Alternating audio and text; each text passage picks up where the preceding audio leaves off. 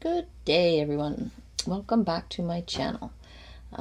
Today I am going to do part 4 of Megan Connor's response to Lauren Matthias's 9-hour meltdown and the court audio.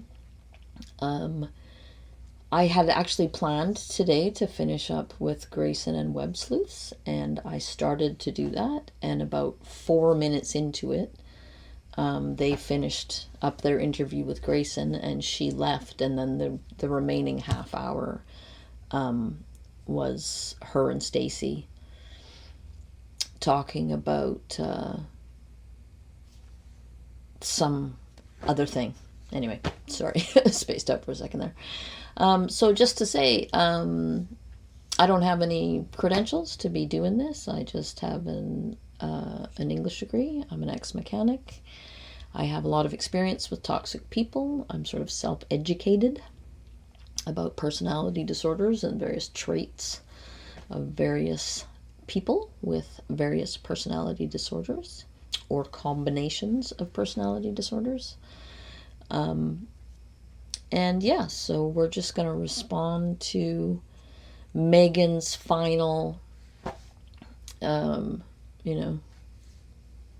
whatever expose on the Lauren Matthias court audio. So here we go.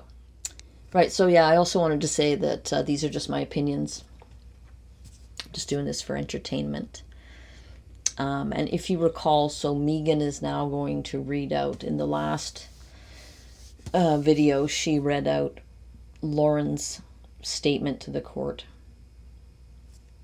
And then the court audio. And now she's going to read out the petitioner's statement, so Christina's statement. And then she's going to answer her viewers' questions, I guess. So put your thinking caps on, people. We're going to learn some stuff from Megan. Here we go. Hello, beautiful humans. Welcome to the Midlife Revolution. I'm your host, Megan Connor, and I expect this to be my 4th and final installment on the Lauren Matthias stalking case. Doesn't she sound like she's like super hard done by, and like this is really dragging her down? That's the impression I got just from the opening here. For October 27th, I didn't get a chance in my live stream to read the statement of the respondent, and I also had a little over 60 comments and questions starred in my chat that I wanted to address, and I'm going to attempt to do that here. So I'm going to start by... Maybe she just sounds like that because I've had her sped up to 1.5 this far, but she sounds really down in the dumps, little Megan. Here we go. Let's see if we can cheer her up. By reading the statement of the respondent in this case, who's Christina, and this is her responding to the allegations of Lauren. It says, I, Christina, do hereby state and declare as follows. I'm over the age of 18 and I'm competent to testify in this matter. I have personal knowledge of the facts stated herein. I make this declaration in conjunction with the petition for civil stalking injunction filed by Lauren. Specifically, but without limitation, this declaration addresses the allegations contained in the Declaration of Grayson and the documents referenced therein, and the Declaration of Lauren and the second Declaration of Lauren and the documents referenced therein. I met Lauren in April 2024. Lauren holds herself out as an ex-reporter, journalist, and podcaster dealing primarily with true crime cases. Lauren is a public figure. She and her husband run a YouTube channel, Hidden True Crime, that has approximately 317,000 subscribers. Her Instagram account has over 20,000 followers, and her TikTok account has over 56,000 followers. For several months, I communicated regularly with Lauren, and we became friends. Throughout that time period, I noticed certain red flags that suggested that Lauren's credentials and public image were inaccurate. I think she's going to comment on that now. I call into question the credentials part of it because she was, in fact, a former journalist. And so you can dispute her public image, but the credentials part, I don't understand. So was she a journalist or was she a reporter? Because those aren't the same, right? If you're like an anchor or like you're the person, it's not the same, right? And Lauren herself sometimes says she's a reporter, sometimes says she's a journalist, sometimes says she's an investigative journalist, sometimes says she's just a mother with a YouTube channel. So I think Christina's right on the money, honestly. And I think that Megan has just taken Lauren's word for it. and is as curious about life and things as Trisha and Duty Ron.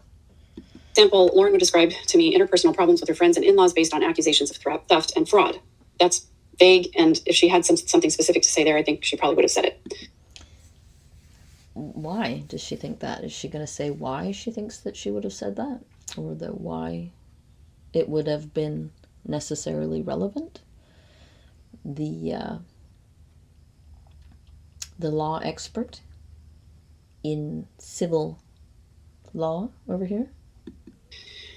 I also learned information that caused me to question Lauren's ethics in obtaining and handling confidential information. During this time period, multiple people expressed concern about Lauren's conduct. At approximately the same time I became friends with Lauren, I also became friends with Lindsay and Lori, who had been friends with Lauren for a year prior. I also became friends with other women who were acquaintances of Lauren's, including Janice. I communicated with, traveled with, and was invited to events with Lauren from April 2024 through the winter of 2024. Lauren also invited me to her house while I was on a work trip in Las Vegas, Nevada. Lauren also invited me and my family to her home to swim in her pool when we were driving from Utah to California. My friendship with Lauren ends. Lauren asked me to perform some graphic design work for her and or her husband's business, which I did at a significant discount given our friendship. Odd to mention the discount? I'm not sure. Why? Why is it odd?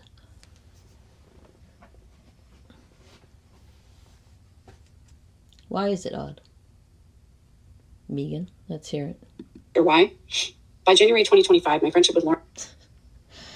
Again, like she doesn't have anything to add to this. It's just ridiculous. Why are we even listening to this person? Lauren was beginning to wane, and we communicated less frequently. I sent Lauren a final invoice in March 2025 for the graphic design work. A copy of the invoice and correspondence related to my rate is expected to be offered in my defense as Exhibit D1. By that point, I was no longer communicating on a regular basis with Lauren or spending time with her as a friend. So I'm going to say March of 2025 as the end of their friendship hanging out. That's going to be important later. Ooh, she's investigating. Good job. On April 9th, 2025, I saw Lauren at the courthouse in Maricopa County, Arizona, after Lauren called out to me to get my attention. Lauren ran towards me, calling my name, and with her arms out, signaling that she wanted a hug. While hugging Lauren, I stated that I had read some of the negative statements Lauren had made about me and others, and that I had seen evidence of her efforts to harm others in their business. Lauren insisted. Right? So, that's fair. That's not stalking, right? That's just saying, hey, I heard this. That we talk right then and there, even though I was hesitant because Lauren appeared to be in an elevated, quote, fight, flight, freeze state. So here, Christina is not a diagnostician. How does she know that Lauren is in a fight, flight, or freeze state? Because she could tell by her, sort of amped up presentation that she wasn't in a good space. And Christina, being a decent human being, was looking out for Lauren, even though Lauren had been talking smack about her behind her back. So...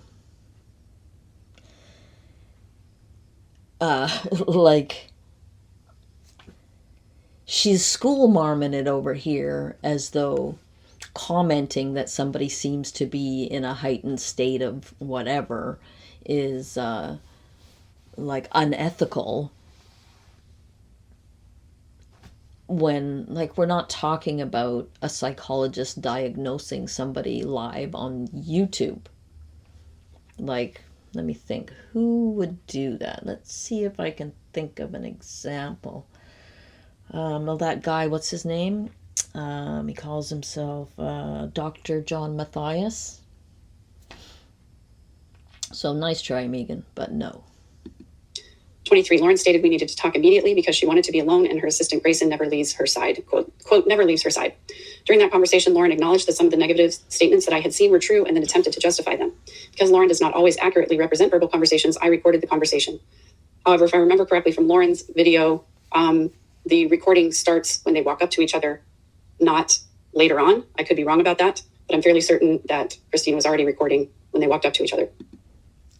Right. So Christina knew what she was going to say to Lauren, right? She knew that she was going to call her out for the texts. So she started to record so she could have, right? To me, it seems like very, understandable that Christina would want to have a record when she knows that Lauren is two-faced And she has probably experienced some of this DARVO from her already, right? The deny, attack, reverse victim offender. So she already suspected that Lauren would misrepresent the interaction. So I'm not sure what point Megan thinks she's making here, but... After our friendship ended, Lauren initiated repeated contact with me to make accusations I knew to be false and to demand I stop speaking about her, even with mutual acquaintances. After Lauren's initial contact, I exchanged several texts with her on April 21st through 22nd, 2025 regarding her accusations and demands. The texts are expected to be offered in my defense as Exhibit D2. Lauren blocked and unblocked me multiple times so that she could state her demands and accusations without allowing me any response.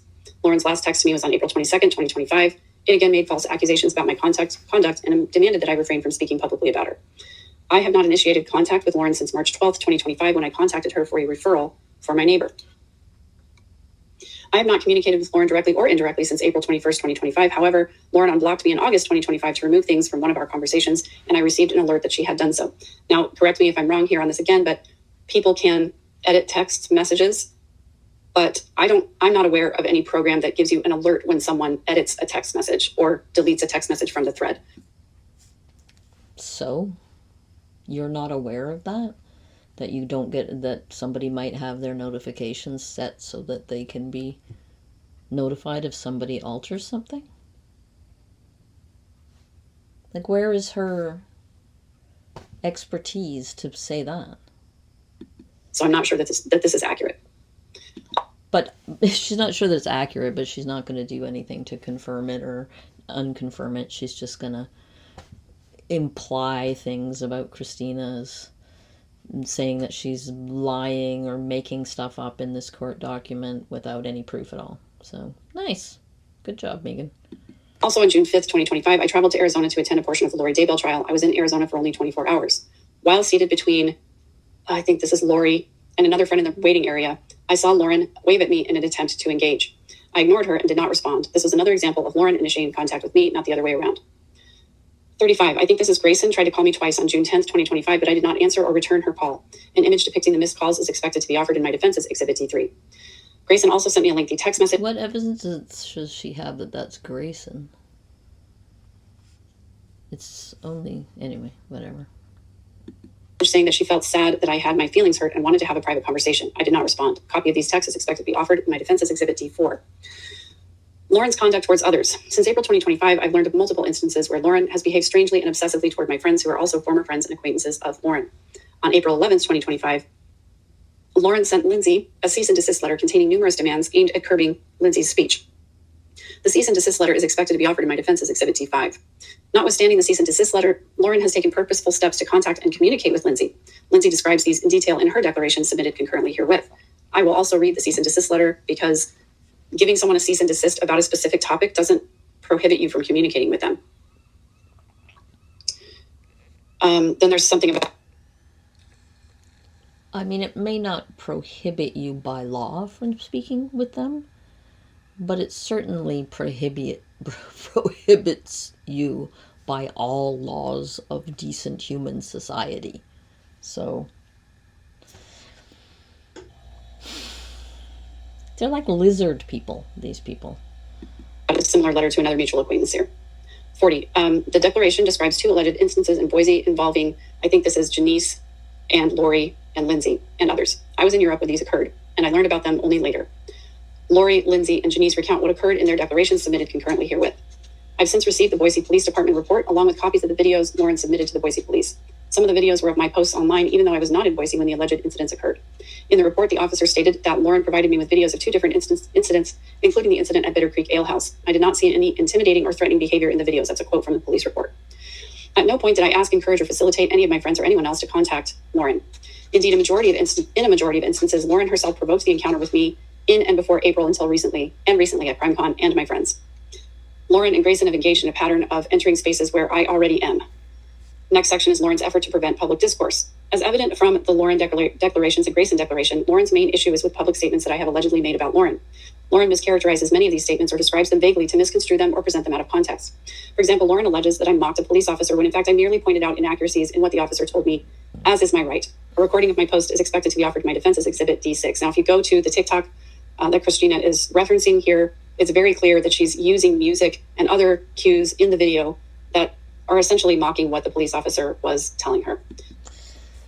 I mean, you can see it that way if you want to, I suppose, Megan, but the fact is that cop, that Officer Bovey, was unsure of his facts, and he was trying to intimidate her into, behaving and leaving Lauren alone by intimating that she was breaking the law. So, if there was a slight mocking tone to her voice or to her video, I mean, he was acting with no integrity on behalf of people with no integrity to try to intimidate and silence her with threats, vague threats of criminal, indictments. I mean, if that doesn't deserve mocking, then I'm not sure what are we even doing anymore? Christina says she's merely pointing out inaccuracies. Well, she's doing that in a mocking way, in my opinion, allegedly. 48, Lauren omits any discussion of the context of that video, which was that I was contacted by the Henderson, Nevada Police Department after Lauren contacted police in June 2025 to report that I and others were sharing, quote, private communications we had with Lauren. I expect to offer in my defense a copy of the Henderson Police Report as Exhibit D7, in which the officer states that he or she, quote, did not find extortion, quote, no text messages were intercepted, and Lauren's private messages were not hacked. Right? And even though he said all those things, he still phoned her up and tried to intimidate her. So, please spare me the holier than thou, how dare you mock law enforcement, you oppositional crazy person. Narrative spinning again over here. The Lauren declaration describes my public comments as, quote, targeted and aimed at, quote, trying to get people to identify who I am to come after me. This is not true. Although it is true that Christina did use Lauren's name as a hashtag in the videos. Okay. I do not believe that there are hashtags in the videos. And based on Megan's flipping through the page like that, I don't think that she can confidently say that, although she keeps doing it. 51, Lauren also... So did Duty Ron make that claim and say that was how he found the account. alleges that I posted an emoji on a podcast she participated in to, quote, let people know I was watching. The podcast was live and open to public comments. As Lauren's declaration seems to acknowledge, I did not post the emoji to communicate specifically with Lauren, but to, quote, sign in and participate in the public chat. Although the emoji was the side-eye emoji, which is not really something people usually use to just check in and participate in. How does she know what people use to check in and participate in the conversation? I feel like people use that emoji all the time to go, hey, I'm here, check me out, right? I'm watching, woo! Like, whatever. I mean, it may have had, I can see how Lauren might have thought it had more import or something, but it's hardly threatening in any way. Like the side eye, spare me, you daft numpty, my God. Chat. As far as I could tell, Christina did not participate in any of the rest of the chat, but simply sent that side-eye emoji. So? So what?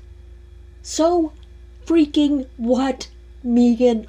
Oh my God, you are so irrelevant. Sorry, I'm losing my cool. Sorry. That was just my observation. An image of the emoji is expected to be offered in my defense as Exhibit D8. As the Lauren declarations demonstrate, Lauren takes issue with any public post that I make about or related to her and any effort I make to investigate and or report on issues of public interest relating to Lauren. Some of my... Right? That whole thing that John was trying to go on, like, they're surveilling her, that's stalking. Like, surveillance is one of the functions of the media. And it refers to, like, investigating and reporting back what has been investigated. Online content provides information about Lauren to the general public. My statements are not directed at Lauren, Grayson, or Lauren's family. That's false, because we know that Christina made a TikTok specifically about Lauren's brother. So they're not directed at her. They're not like, hey, Lauren, I'm saying this about you. They're directed to her audience, to her followers. So Megan's very confident, that's false. is, again, bullshit, because she's failing to actually interpret the real situation and is just leaping to conclusions based on her preconceived narrative.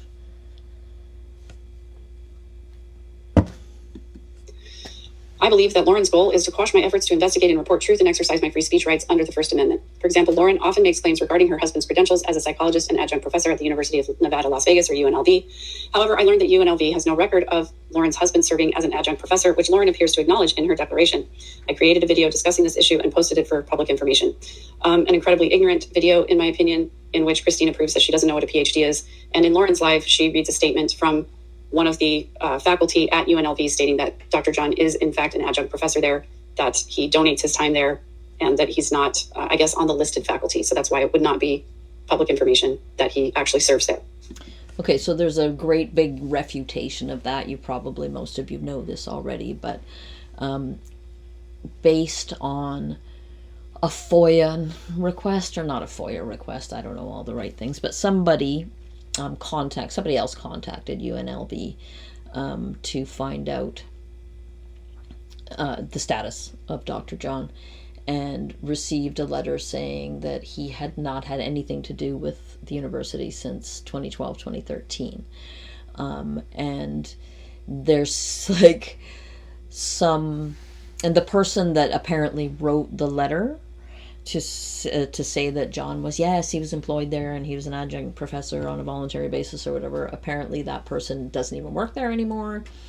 And there's allegations. The allegations seem to be that Lauren copy-pasted a whole bunch of stuff up together to make it look like it was an official letter from UNLV. So, I mean, to be fair to Megan, Lauren did appear to be presenting evidence.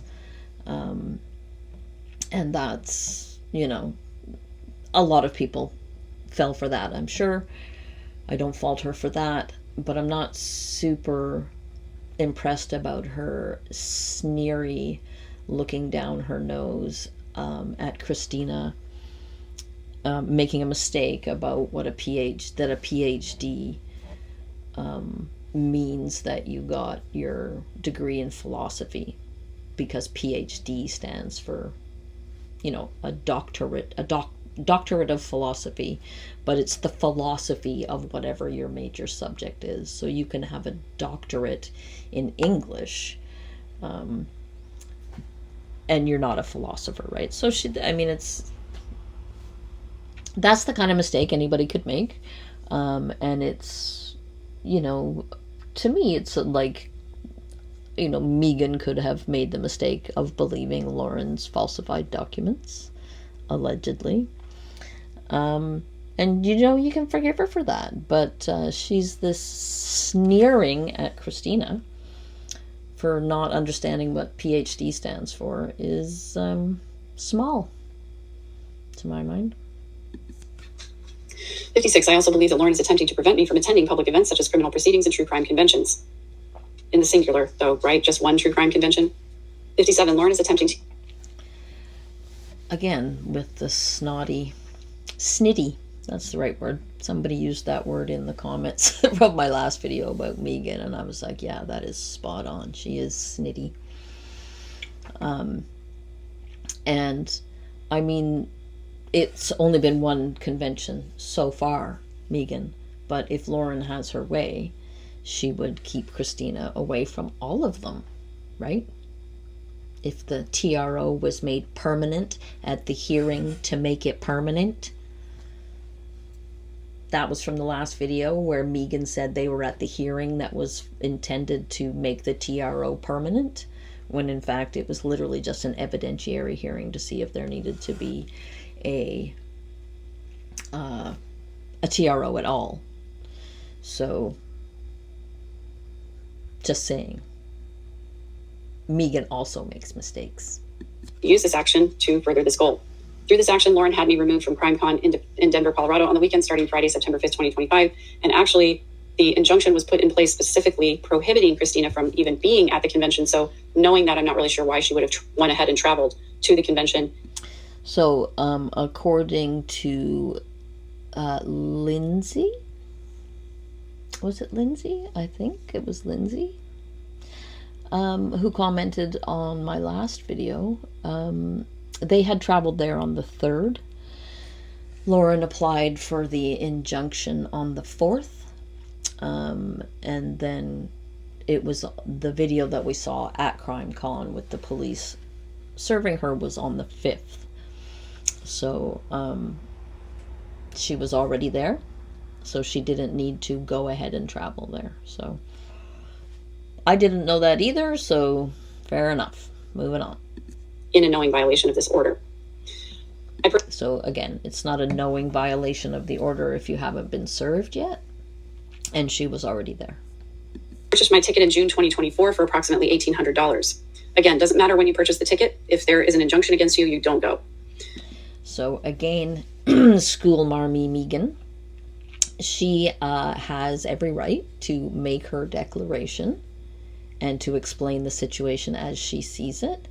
And that's how all the evidence gets out. And then the judge can make a decision based on all of the evidence. So your preconceived opinions don't count. 60. At the time, I was regularly in communication and friends with Lauren. June of 2024. Is that in dispute?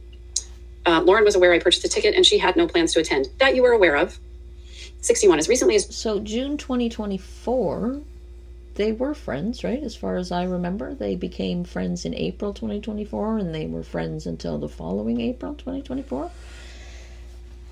So I don't think that's in dispute. June 2025, Lindsay overheard Grayson tell a friend that Lauren said that she did not have plans to attend CrimeCon. Now, this statement is complete hearsay. It would not be admissible in court. That Lindsay overheard Grayson tells a friend that Lauren said, so this is Grayson telling a friend something Lauren said, that she didn't have plans to. So again, she's explaining why she didn't think that Lauren was even going to be at CrimeCon.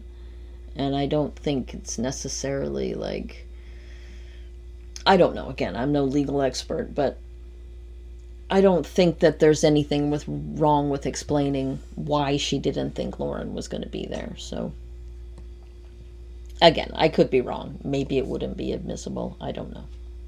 Attend CrimeCon. Well, never mind the fact that that's all hearsay, but it's all beside the point, because if you were enjoined from attending the event, you shouldn't have attended the event, regardless of whether the... So she was already there again, and little Miss Snitty Smarty Pants here is really school marming it up for everybody in an attempt to show that Christina's this terrible oppositional person. That's the only reason I can imagine that she's saying all of this. The other person had plans to attend or not. It's in the court order. 62. Unbeknownst to me, Lauren changed her mind and attended CrimeCon, knowing... I mean, I seriously doubt that Megan has always been this perfectly little law-abiding little Miss Goody Two-Shoes all her life, so I am just saying. That I would be in attendance with, I think this is Lindsay and Lori and perhaps Janice. Now, here's something I want to point out that probably a lot of people don't know. Lauren was invited to attend CrimeCon to go to the award ceremony that was honoring the families of Abby and Libby from the Delphi case. Literally, so what? We all know about their coverage of the Delphi case.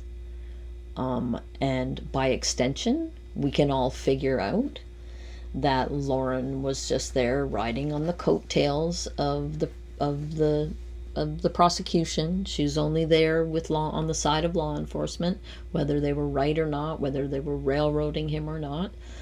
They tailored their coverage to go along with law enforcement. And the fact that she was invited there, like, maybe your followers are going to go, oh, Lauren was invited because she's a superstar and she had every right to be there. And Christina, the trial tourist, didn't. But your viewing audience is a little more sophisticated than that. Or my viewing audience is. Anyways, Megan. Jesus. So the primary reason for Lauren and Grayson attending CrimeCon was to attend the Clue Awards. Now, I don't know when they were invited, at what the time frame was. Again, right? The primary reason, this is what she has heard from Lauren. So she's taking Lauren's word for it, and she's telling you all that she knows this to be true as though it's fact. So there's no other way that she could know that information except from hearing it from Lauren or whatever, right? So, like, it's not proof of anything. I mean, even if she didn't know it from Lauren telling her that, she's still jumping to conclusions without having all the facts. And again, all the facts weren't out at this time, but she still could have come out since this time, since all these new facts have come out, and gone, I was wrong. Because to me, the whole reason that Lauren was there was to try to get Christina arrested and thrown in jail so that she could gain control of her out of control false kingdom that was starting to its way down the drain. That's just my take. But obviously, they were concerned about attending enough to have it put in the injunction, which they obtained prior to the convention, which was served prior to the convention. So again, it doesn't really matter what Grayson told a friend that Lauren said. What matters is that Christina was not supposed to attend according to the injunction, and she went ahead and went anyway. So it's interesting to me what Megan thinks matters versus what I think matters. And yeah, it's just the difference is glaring. It's weirdly, this is how things become so polarized, right? It's because of this kind of Darbo nonsense, that, this kind of alternative facts thing that came into fashion with Kellyanne Conway during Trump's first administration, where just denying reality and replacing it with a set of facts that is more conducive to the outcome that you personally want has become the go-to maneuver for many, many, many people. I mean, it already was for many people like this who have high narcissistic traits and who are very manipulative. But it's become so epidemic now that literally we're all in that Spider-Man meme where there's like 5 Spider-Men and they're all like looking back at each other trying to figure out who's the real Spider-Man. Like, this is where we're at because of people like Megan. 63. I later learned that Lauren announced her plans publicly on a live stream. A video of the announcement is expected to be offered in my defense as Exhibit D9. Lauren was not a speaker and did not have a booth at CrimeCon. She purchased a, quote, day pass, and CrimeCon was not a, quote, work event for Lauren, as she stated in her second declaration. Now, again, anyone could argue that CrimeCon would be a work event for Lauren because she is in the true crime space and it is a true crime convention. Right, and anybody could argue the same thing about Christina. And seeing as she has already heard the court audio and she's already heard the judge's ruling about that, I am interested to hear what she's going to say next. Lauren related to me that she doesn't get a booth there because it's far better publicity for her to walk around and talk to people in the crowd. And again, she was invited. And she swallowed that hook, line, and sinker because it fits with the narrative. And, well, Lauren told me, so it must be true, I guess. To attend the Clue Awards. And she, as I recall, did do a couple of live streams and made other videos while she was there. So she absolutely was working at the CrimeCon event. Yes, but she hadn't been planning to go until it became a part of her plot to get Christina arrested. So, I mean, I suspect that when Lauren's out in public, she's always working because she's always working somebody, right? So, whatever. Just my opinion, allegedly.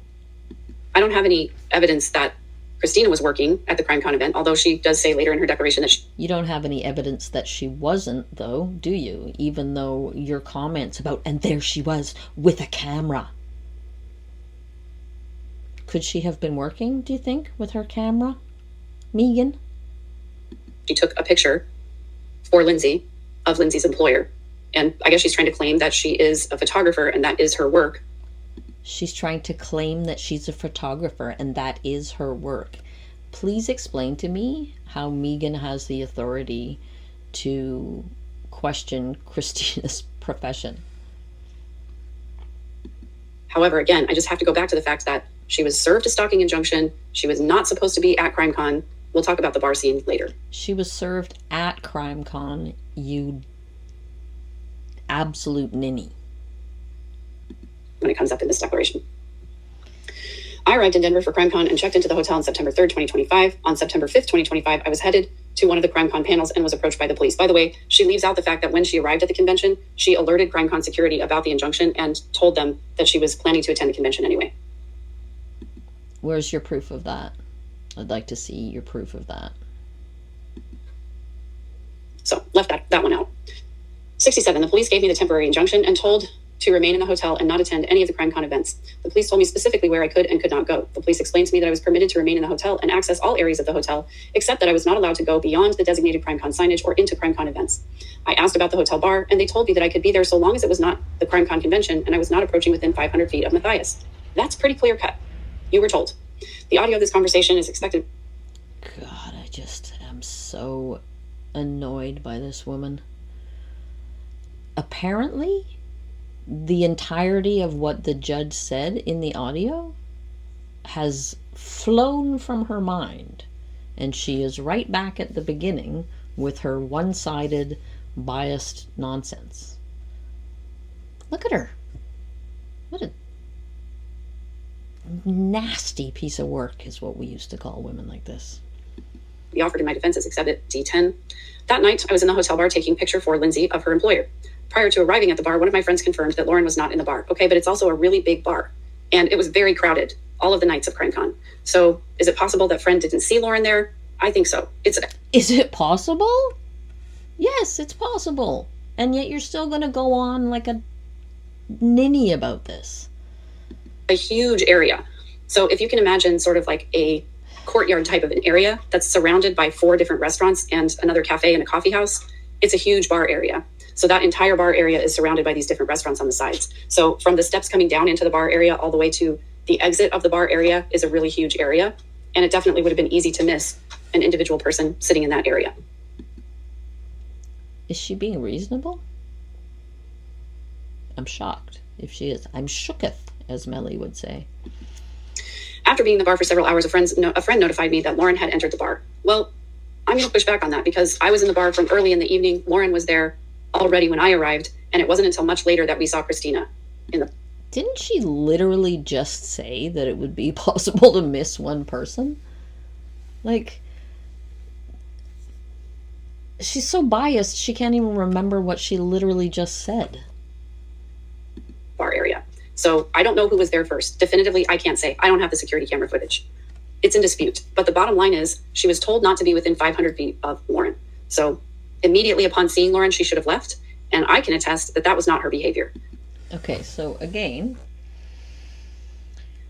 I don't believe anything this woman has to say because she's already admitted that the first thing she did was go and call security with Grayson, even though she didn't really know what was going on. So her attestations mean nothing to me, in spite of the fact that she is desperate to put herself in the middle of this as some important key player. She was looking over at Lauren and Grayson several times as she was taking these pictures of Lindsay's employer. So she knew very well how close. So she was working, and she was trying to work out, like, can I finish this, or are these people going to come over and, like, make things a nightmare for me? To me, that seems very plausible. So, again, I don't necessarily believe anything Megan's saying, but I also think that she seems to be completely incapable of any kind of nuance here.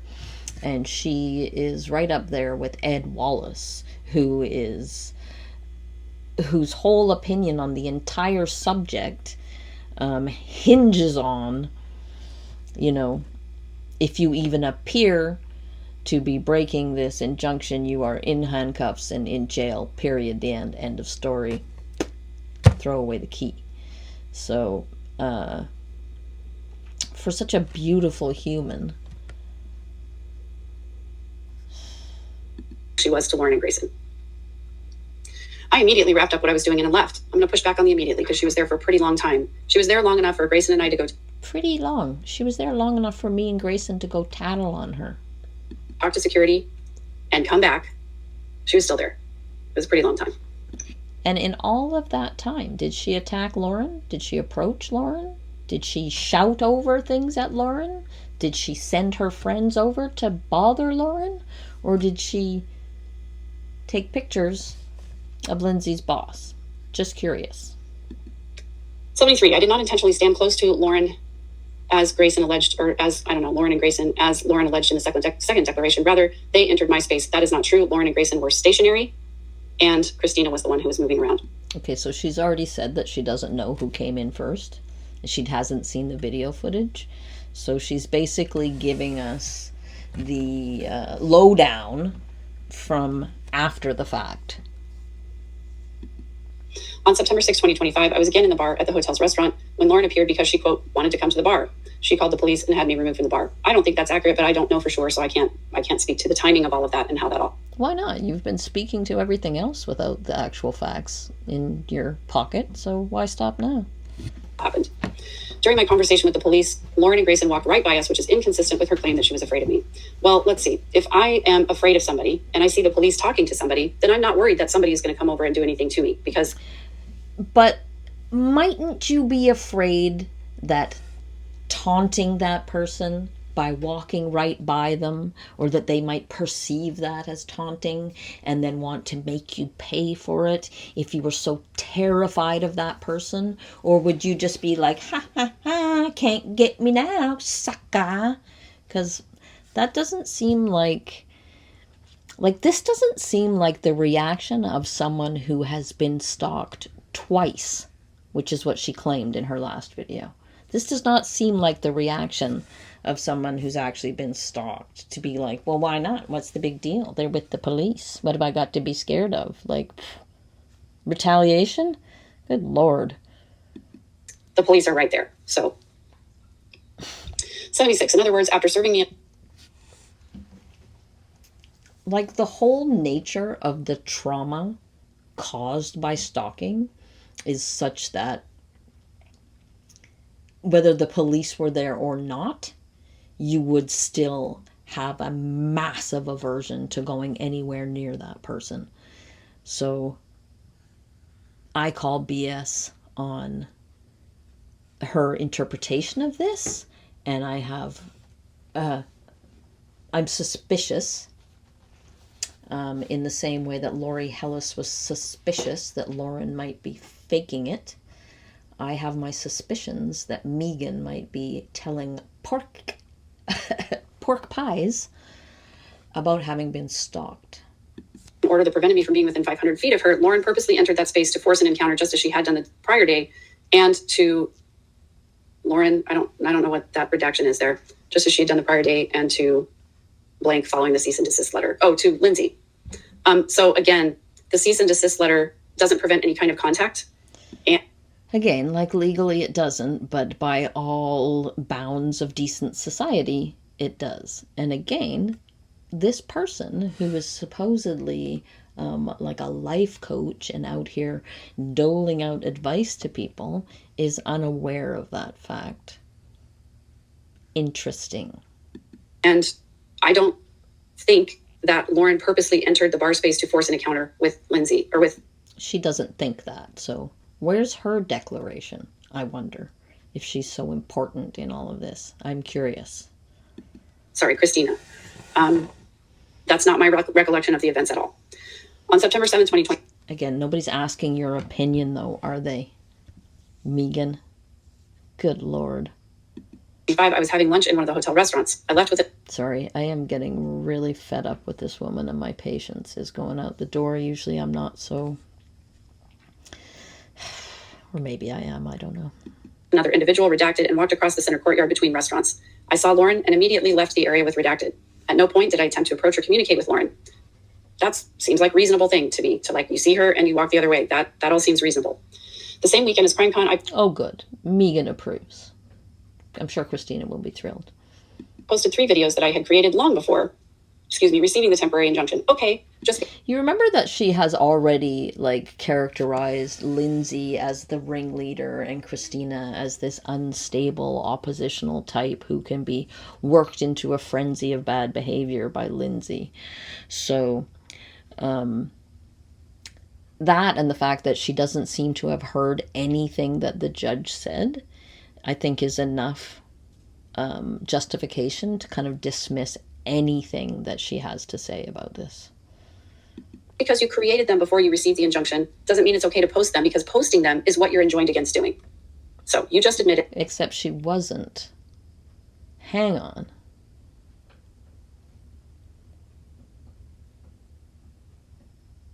The same week in crime, I posted 3 videos, right? So literally, we just heard. Did she record this before she heard the judge's audio? The judge's audio or the courtroom audio, am I losing my mind? That you posted 3 videos about Lauren with the injunction in place. So either she heard the audio yesterday in which the judge said she is totally allowed to do this. It's free speech. You can talk about people. You run the risk if you harass or defame her of, running into trouble. So either she has made this before she listened to the audio, and she's still under the impression that the TRO was intended to keep her from posting online at all, or she is ignoring it, and I'm not sure. I don't know. They're both... I don't know. This whole thing is just... What? Christina says the videos are not posted to a, quote, targeted account, as Lauren claims, nor were they directed at Lauren, and were not threatening, defamatory, or harassing, in her opinion. But what's the legal definition? We have to hold it up against that. I did not believe... So she doesn't know what the legal definition is, I guess, and she's not going to share it with us, so she's just going to carry on, even though it's already been made clear by the judge. Okay. The injunction restricted my ability to post public commentary, but the injunction did specifically say that you were not to post anything threatening, harassing, or defamatory. Again, we have to hold that up against the legal definition, not your opinion. Okay, or yours, though, Megan. So, again, so it seems I'm getting the impression that, yes, she did hear the audio before she's saying all this, but she still is thinking that saying things about Lauren is defamatory. That's the only explanation that makes any sense. I mean, she's wrong, but at least it makes some kind of sense that doesn't make her into a total loon. Although she's close anyway. Of whether or not that they were threatening, defamatory, or harassing. Lauren's alleged fear and emotional distress. Now, this is where I start to get a little I don't know. Okay, fine. She's fine. Okay, sorry. Upset about this whole thing, because none of us are able to accurately judge the fear and distress of another person unless we've Except there are plenty of people who have dealt with toxic individuals for many, many, many, many, many, many, many years, some even decades. And those of us who have that kind of experience, we know what these people are like, and we know what they do when they're threatened with being exposed, or when they're wrong, or when you refuse to do what they tell you to, when they don't get their way, etc., etc. So for her to come out here with this namby-pamby, everybody's entitled to their safe space and we can't judge or say what anybody else was feeling, except I can say what Lindsay was feeling about the cease and desist letter, and she shouldn't have felt that way. But other than that, spare me. Plenty of us know and recognize manipulation when we see it, Megan. Witness them in baseline and then in fear and distress, unless we are a licensed mental health clinician. And even then, sometimes it can be difficult if you don't know the person's baseline. Again, but she feels comfortable telling us that Lindsay wasn't upset by the cease and desist letter. So I guess she knows Lindsay's baseline and then how she felt afterwards. So good to know. Good to know, eh, Lindsay?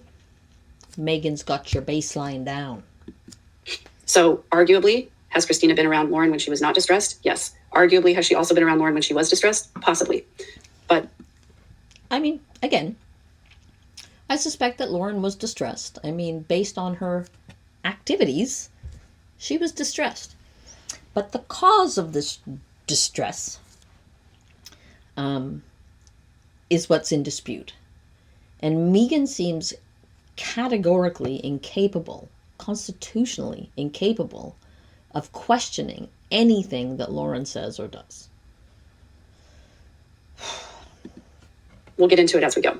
82. I've never threatened or caused anyone to threaten Lauren, her husband, or her coworkers. During the time that I was friends with Lauren, I observed and learned many things about Lauren's mental and emotional health.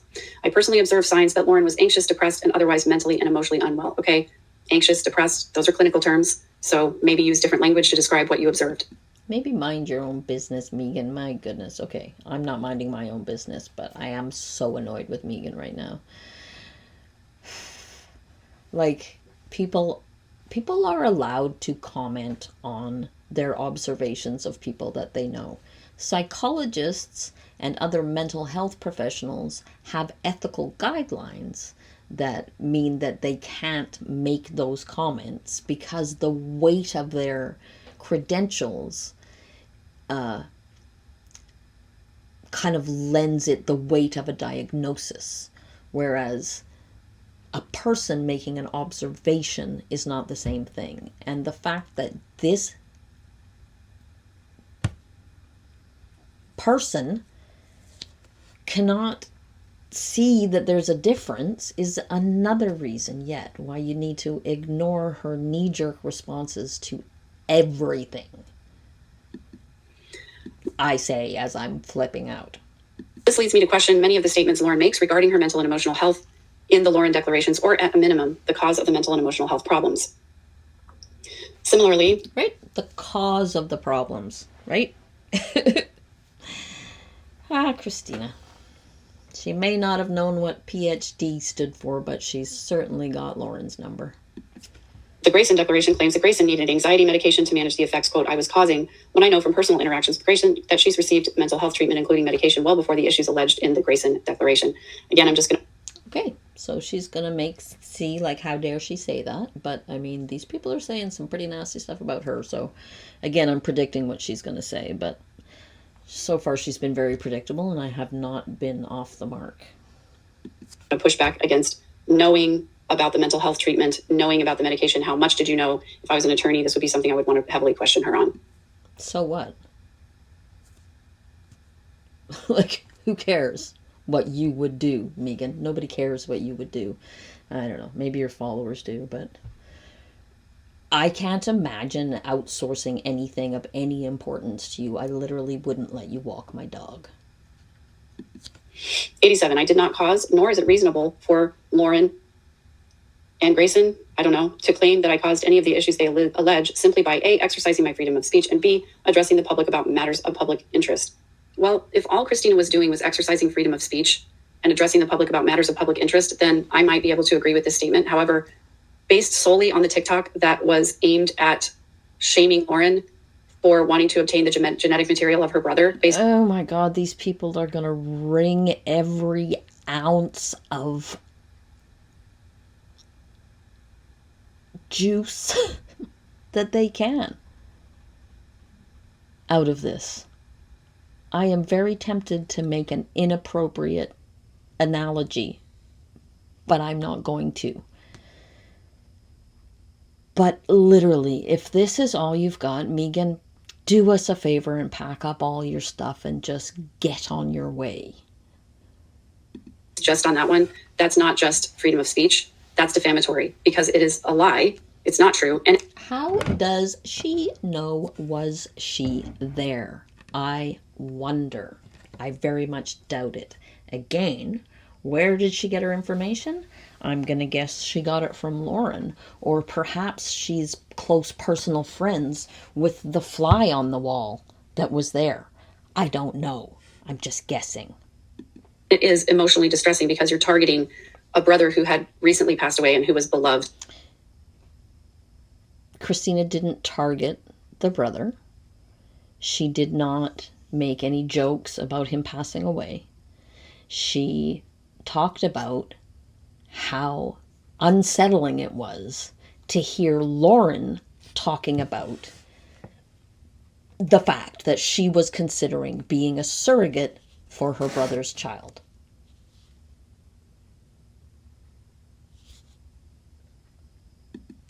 To the petitioner.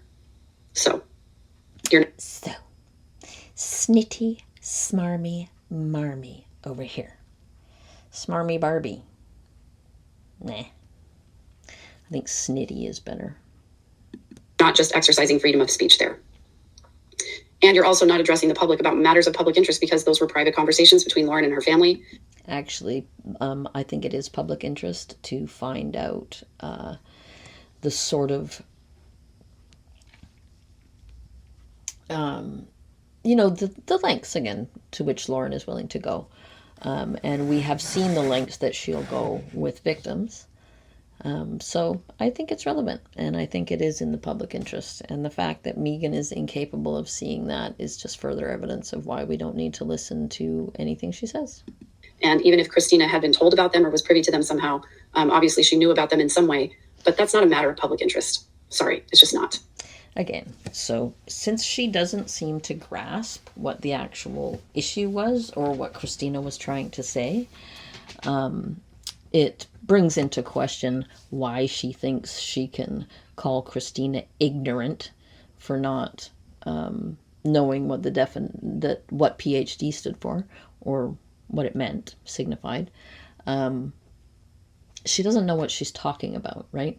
There's a bigger issue at stake here, and she is jumping on the pathos, it's so upsetting, how very dare she, to try to make a point that Christina is disgusting and beneath contempt, rather than understanding the point, which is the same thing she did with the PhD TikTok. So Christina may have been incorrect about what PhD stands for and the significance of it to Dr. John's education, but she was not wrong about the fact that UNLV doesn't have any records of him as a professor there. So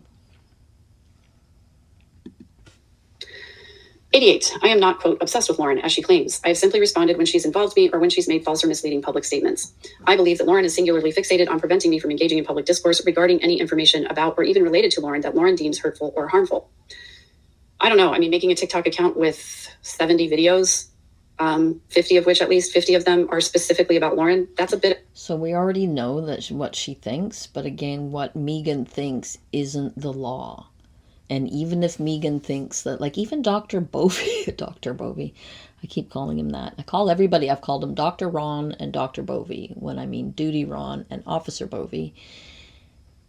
But he said, there's lots of people out there saying terrible things to each other, parents saying terrible things about the kids, kids saying terrible things about the parents. There's lots of terrible people out there saying terrible things. It's not illegal. An obsession, to be honest with you, in less than a 6-month period. 80. Again, so define obsession, just like John. Define obsession. Seeking accountability from someone and trying to find out the actual truth about them is not obsessive. If you're a journalist, an investigative journalist like our friend Lauren Matthias, that's admirable, no? To be like sticking to it and sticking to your guns and going for the story. Isn't that admirable? It all depends on how you spin it, little Megan.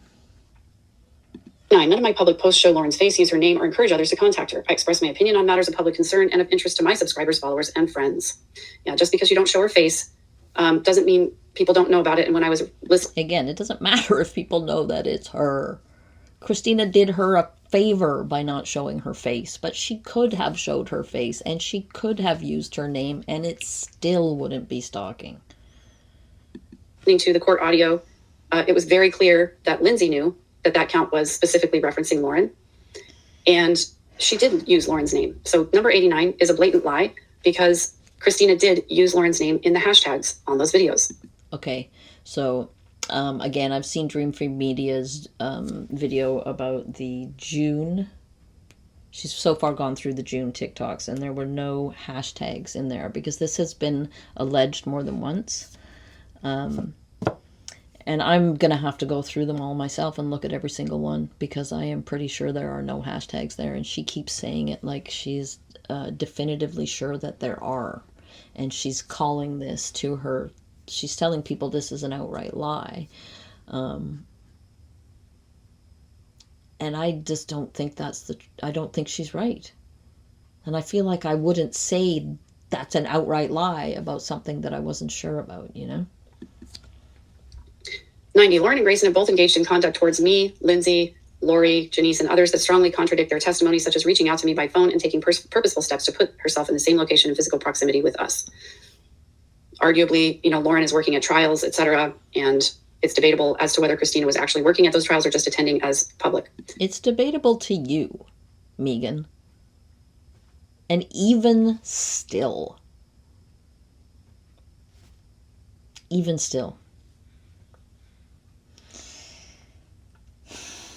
I mean, Megan seems to be under the impression that she is Queen Lauren and that everything about her needs to be, all of her needs need to be prioritized.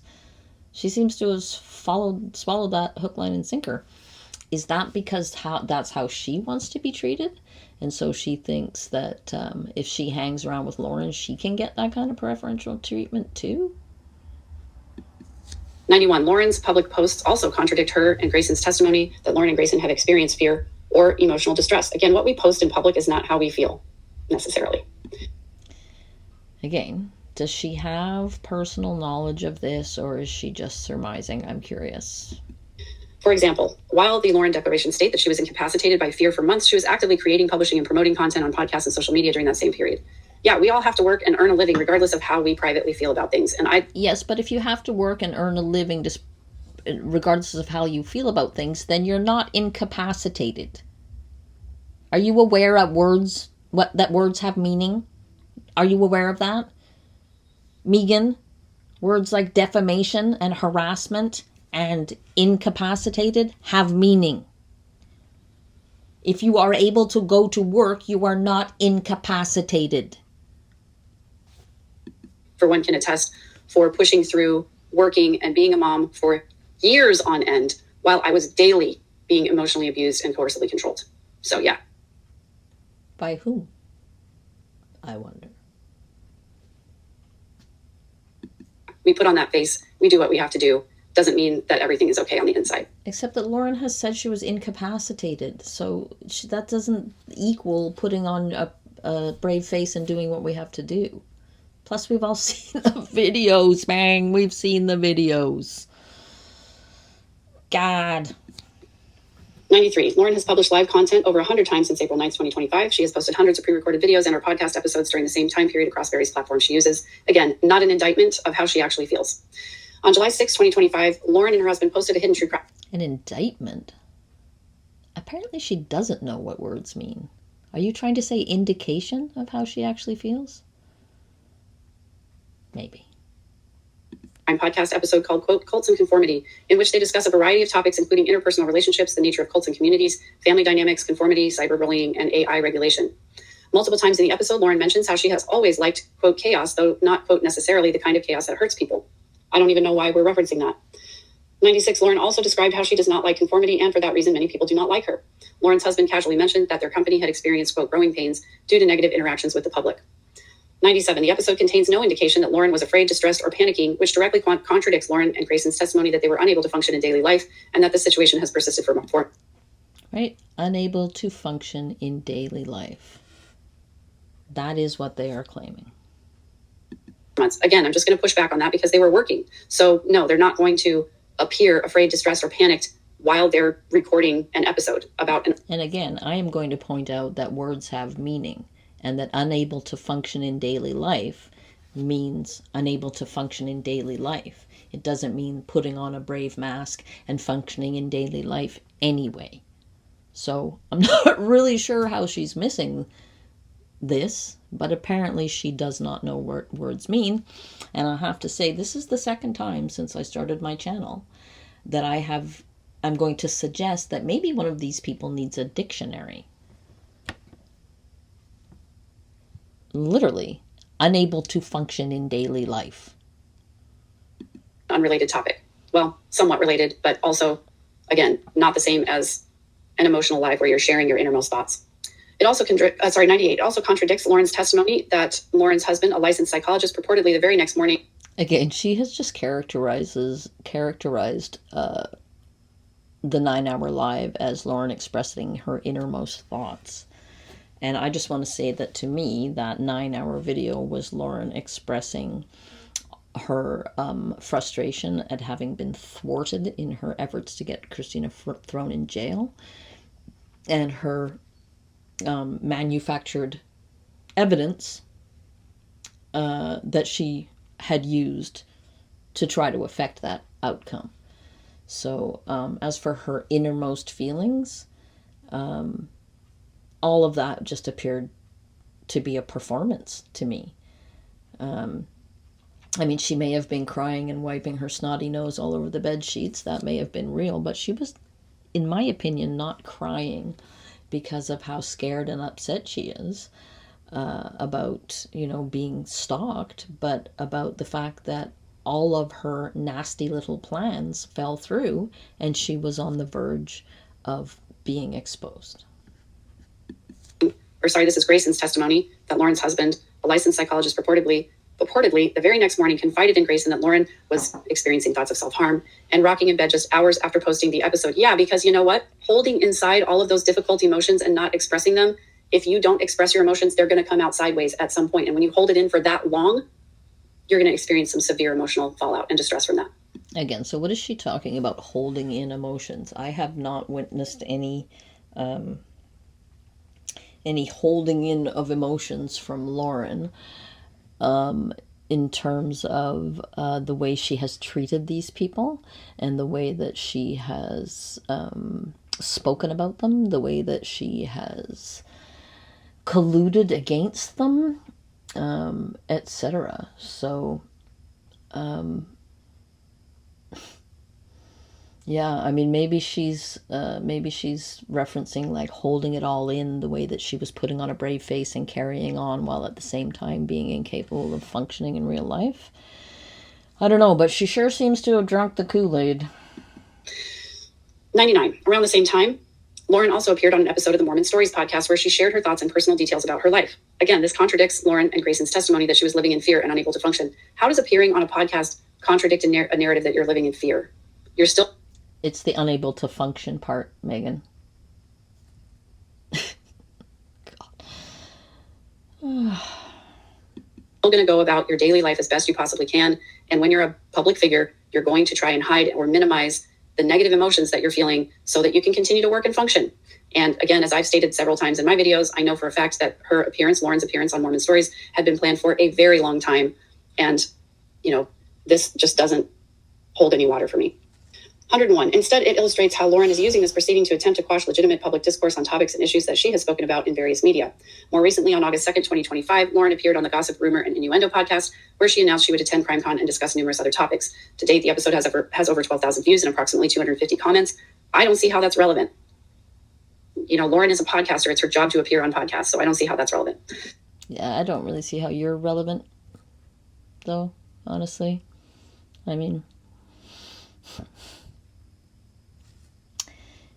These are all examples of Lauren functioning just fine in response to her contention that she's incapable of functioning, that she is incapacitated and unable to function in her daily life. So, yes, moving on again. So that's the end of the declaration. Under penalty of perjury, even though in my opinion she did lie several times in this declaration.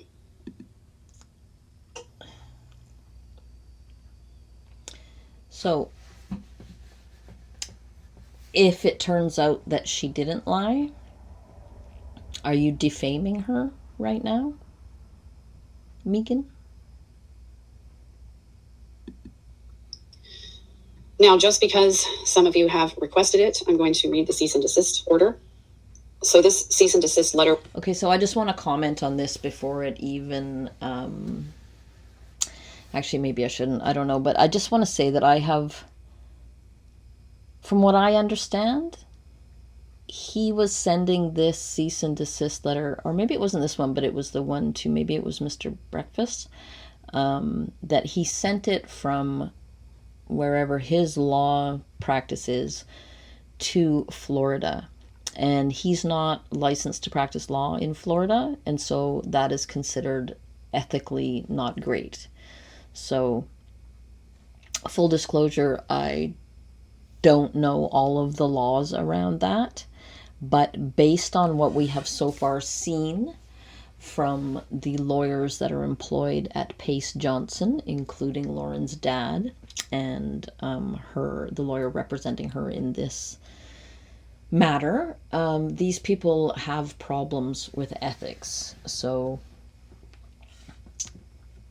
just a little framework for this before we go into it. Was sent on April 11th of 2025 to Lindsay from the Pace Johnson Law Group. It says, I'm writing to you on behalf of my clients, Lauren Matthias and Hidden True Crime, to formally demand that you immediately cease and desist from engaging in any further actions that defame Ms. Matthias or interfere with the business operations and relationships of Hidden True Crime. So this is the letter that she claims that Lindsay had no reason to feel upset about because it was really nothing. And so expecting Lauren to stay away from her after sending her this was ridiculous in Megan's opinion. So just so we know where we're at. As such, please refrain from communicating directly with Ms. Matthias or Hidden True Crime or its affiliates. All correspondence must be sent to me. Please refrain from communicating directly with her, but she's going to come up and communicate directly with you.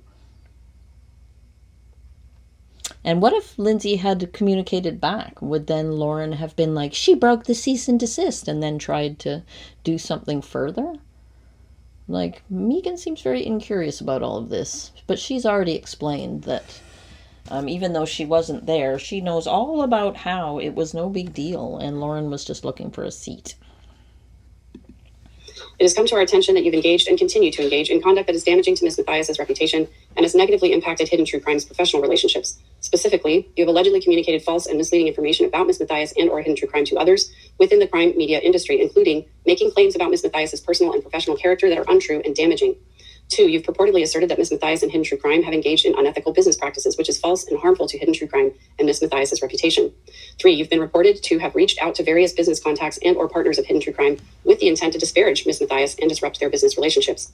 Your actions are not only harmful, but legally actionable. Defamation involves the communication of a false statement to a third party, resulting in harm to another's reputation. Your communications and attempts to undermine Ms. Matthias and Hidden True Crime constitute such defamatory actions. Additionally, your interference with their business relationships is actionable under laws prohibiting tortious interference with economic relations. These claims afford the possibility of finding you liable for damages, both economic and non-economic. I know everybody's laughing about torturous interference right at the moment, so just giving you a little minute to have a laugh. Complete compliance with this letter requires you to immediately cease and desist from making any further defamatory statements, both public and private, about Ms. Matthias or Hidden True Crime and its affiliates. Refrain from contacting any business partners or professional contacts of Hidden True Crime or Ms. Matthias with the intent to disparage my clients. Provide a written confirmation that you've received this letter and will comply with these demands. Failure to immediately comply with this demand will result in legal action, including but not limited to seeking damages for defamation and interference with business relationships, as well as any other remedies available under the law and in any relevant jurisdiction in which damaging statements have been sent or received. You are further required to preserve all evidence related to the facts and allegations of this letter and your actions. Attempts to destroy or delete relevant evidence may result in the imposition of severe sanctions against you in any subsequent legal proceedings. Evidence may include, without limitation, any data, social media posts, internet service provider history, emails, historical cloud server access, cellular carrier records, text messages, encrypted message apps, screenshots, video and voice recordings, emails, social media messages, and any other information, documents, or data relevant to the claims in this letter. Please be advised that this letter is written without prejudice to any other legal or equitable rights or remedies that my client may have against you. My client reserves the right to take any and all legal action necessary to protect her rights and interests, including seeking monetary damages, injunctive relief, and attorney's fees and costs. This letter is not intended to be a complete statement of all the facts or claims pertaining to this matter, nor is it a waiver of my client's rights or remedies, whether legal or equitable, all of which are expressly reserved. I hope this matter can be resolved amicably and without further recourse to the legal system. However, please be advised that Ms. Matthias and Hidden True Crime are prepared to take all necessary legal actions to protect their rights and reputations and to deter further damage. You or your attorney may contact me regarding this matter to my attention at email address. Please confirm in writing that you've received this letter and will comply with the above demands. I look forward to your prompt attention to this serious matter. So again, the cease and desist does not prevent.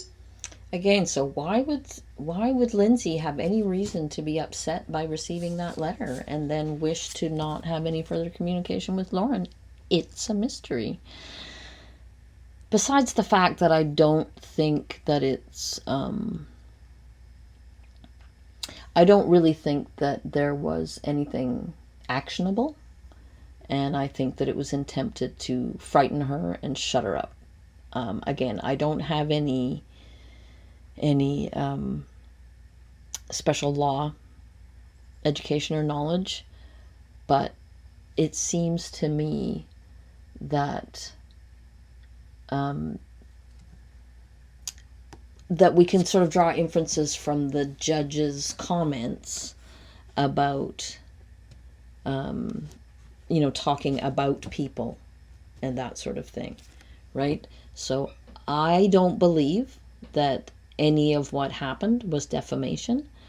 And so I don't think that Lindsay is in actual danger of any actionable stuff. I could be very wrong, but I do feel like I believe that this was intended to frighten them into being quiet, and that if there was something more to it, that would have kind of come out throughout the hearing, that Lauren then canceled because obviously she knew that she wasn't going to win. So that's my take on all of that. Now let's hear whatever twisted version of things Megan has for us. Lauren from talking to Lindsay or asking her if the seat next to her is available in a small crowded courtroom when there weren't other seats available. According to various multiple other witnesses, there were other seats available. And still, like, Lauren's the one sending out letters like that, and she is terrified of these people. She seems pretty ballsy about walking right up to them and addressing them to their faces, in spite of her inability to function in daily life. Reasonable for Lauren to ask, is it possible for me to sit here? The cease and desist was sent out as, usually those things are sent out as a preliminary to a defamation suit if the defamation continues. Clearly, it came to Lauren's attention that Lindsay was contacting people in the industry and telling falsehoods about Lauren's conduct. Except that we have come to understand, Megan, that those weren't falsehoods. And I still don't see you retracting any of your nonsense comments here. So I could give you a pass for not knowing all the information at the point that you made this, but that time has long since passed. And about the things that she had said and done. So here again, all of these people that have come speaking out saying, Lauren did this, Lauren did that, Lauren said this, Lauren said that. I'm still waiting for the receipts and the evidence of what she did and said. Except that all of the cease and desist letters that went out are intended to stop that evidence from coming out. Does this woman literally have 2 brain cells that she could rub together? Seriously, if you are following this, Eve in Germany, and you are on side with Megan, I would like to offer you a bridge for sale this weekend coming up in Canada. Offer won't last. Hurry before it ends. Then Gigi's statement that she made. And also, even though Gigi made that statement, I'm curious as to whether or not the things that Gigi was told that Lauren said were actually true. If Lauren actually said that or not. So we know that that Gigi, again, this is before the body cams all came out, but we know that Gigi actually received screenshots of the things that Lauren said about her. So Megan has had plenty of time since then to come out and correct the record. I've already seen a text message exchange that I think was taken out of context by certain people and then commented on how damaging and harmful that was. Now, I'm going to address first up here before I get to comment. Oh, I have some really fun out of context news for y'all that's to do with Dr. John. That'll be my next video. Look forward to that. And things that happened on my live. A lot of people said that they were willing to believe Lauren until they saw Kresha's live, on which Kay came on and commented about her experience. My question is... So she's going to insert herself in the middle of all this as though her opinion about Kresha and Kay has any relevance on the matter whatsoever. Or I believe that Kresha and Kay have a right to feel the way that they feel. I'm not trying... Oh, thanks, Megan. That is very big of you. You are truly a beautiful human. My heart to yours, Megan. Trying to tell them not to be hurt or upset. I also believe that most likely this resentment has been building for a really long time, and this seems like a good I wonder why the resentment would have been building for a really long time. Interesting. opportunity to air it. I don't agree with the way that it was done, but... Oh, she doesn't agree with the way that it was done. Isn't that interesting? She apparently doesn't think that anybody should be allowed to speak publicly about other people except her. Interesting. I'm not going to try to tell Kay and Kresha that they don't feel the way that they feel. However, what I do question is whether or not what Kay has been told about Lauren is actually true.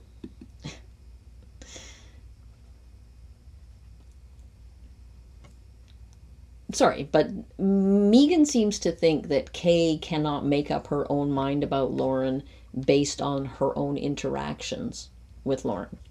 So, that's insulting. And even though she's not going to tell them how to feel, she's going to moralize to them a little bit about why really their feelings are wrong. Because they just didn't understand. Because I very, very strongly believe... I honestly was like, how much more annoying could she possibly be in part 4 than she was in part 3? How bad could it possibly be? I did not anticipate this little gem here where she feels like she can tell Kresha and Kay literally anything at all. That there's at least one other person behind the scenes continuing this whisper campaign, saying things about Lauren. Ooh, the whisper campaign, the whisper campaign. Lauren loves that little phrase. And I wonder if she's going to reveal who is the other person in the whisper campaign. Let's find out.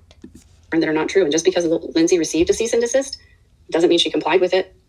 Now, just because she received a cease and desist doesn't mean that she has to comply with it, right? Again, these are like, it's the same thing like her reading out, she read out Lauren's lawyer's statement yesterday as though it was the truth and it was the governing, ethos of the whole thing.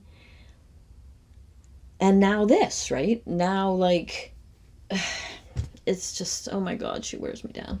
Speculating here. I'm not trying to accuse Lindsay of anything, but I'm saying it's possible that Kay and Kresha Sorry, I lost my thread there, didn't I? So the cease and desist is the same as just an argument from a lawyer, right? Unless it has legal validity, it's just an argument. And the reason those things can be so effective is because they sound really scary.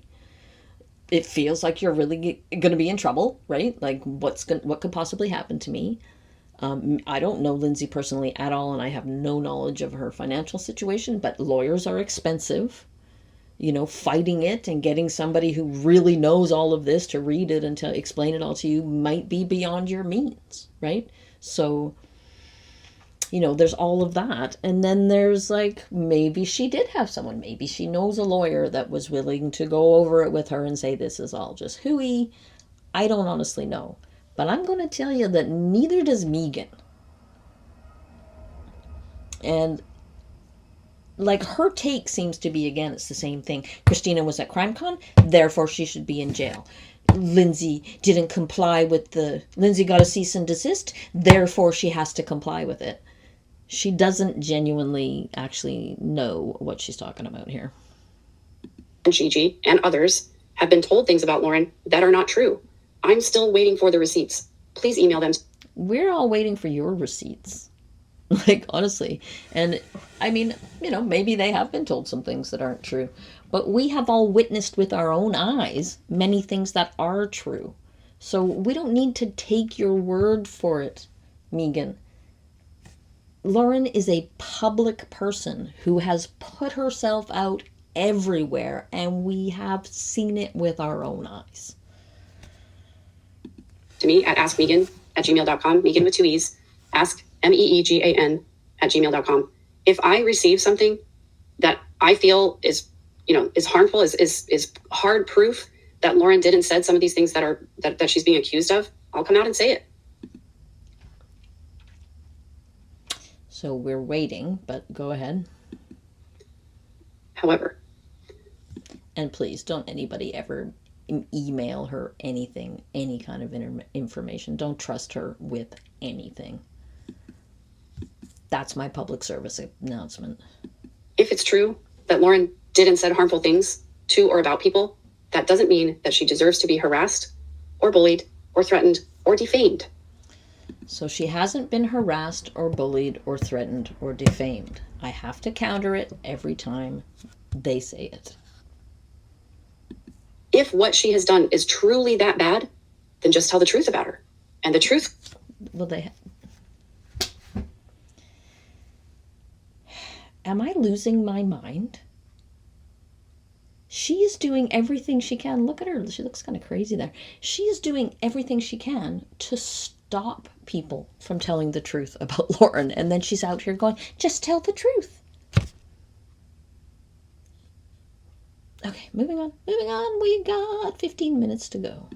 Will prove her character. So far, I haven't seen any receipts or any proof that she has done something legitimately that has harmed the business of another person or that has defamed another person. Okay, so by now she will have seen what she did to Crusha and her threats to take her to the actual copyright court. The outcome of which could potentially have been a $30,000 fine against Crusha, and also she struck her channel for using her own family photos. So if that ain't enough for you to come out, then what is it that you're waiting for? Do you need to an actual what would be proof to Megan if what we have seen so far isn't proof and she hasn't come out and retracted all of this? Now, some people gave a lot of pushback with Lauren saying that she compared herself to Charles and JJ and Tylee as a victim.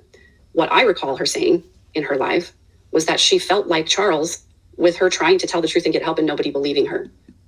Right. Using Charles. What ended up happening to Charles is not what happened to Lauren. There's no similarity, and she should have known better. She didn't compare herself to Charles in the way that she said she was a victim, the same way that... I mean, what else is the point in bringing Charles into it then? What is the point? It's literally clout chasing. Literally what you're doing right here. Maybe that's why you can't recognize it. It all makes sense to me now. Charles was. Let's be real. Megan is not going to be able to identify or interpret clout chasing. No chance. And the only thing that I recall her saying about Tylee and JJ is that she felt as though she was labeled dark. Right. Again. Again. These are notorious serial killers. And those are their victims. And Lauren is trying to get clout by suggesting that she is somehow even in the neighborhood of the kind of danger that Tylee and JJ were in when they were in the hands of that woman. She did not compare herself to Tylee and JJ being a victim. Of course she did, Megan. Why the hell else did she mention them, you vapid bimbo? My God. In the same way that Tylee and JJ were victims. Then why mention them at all?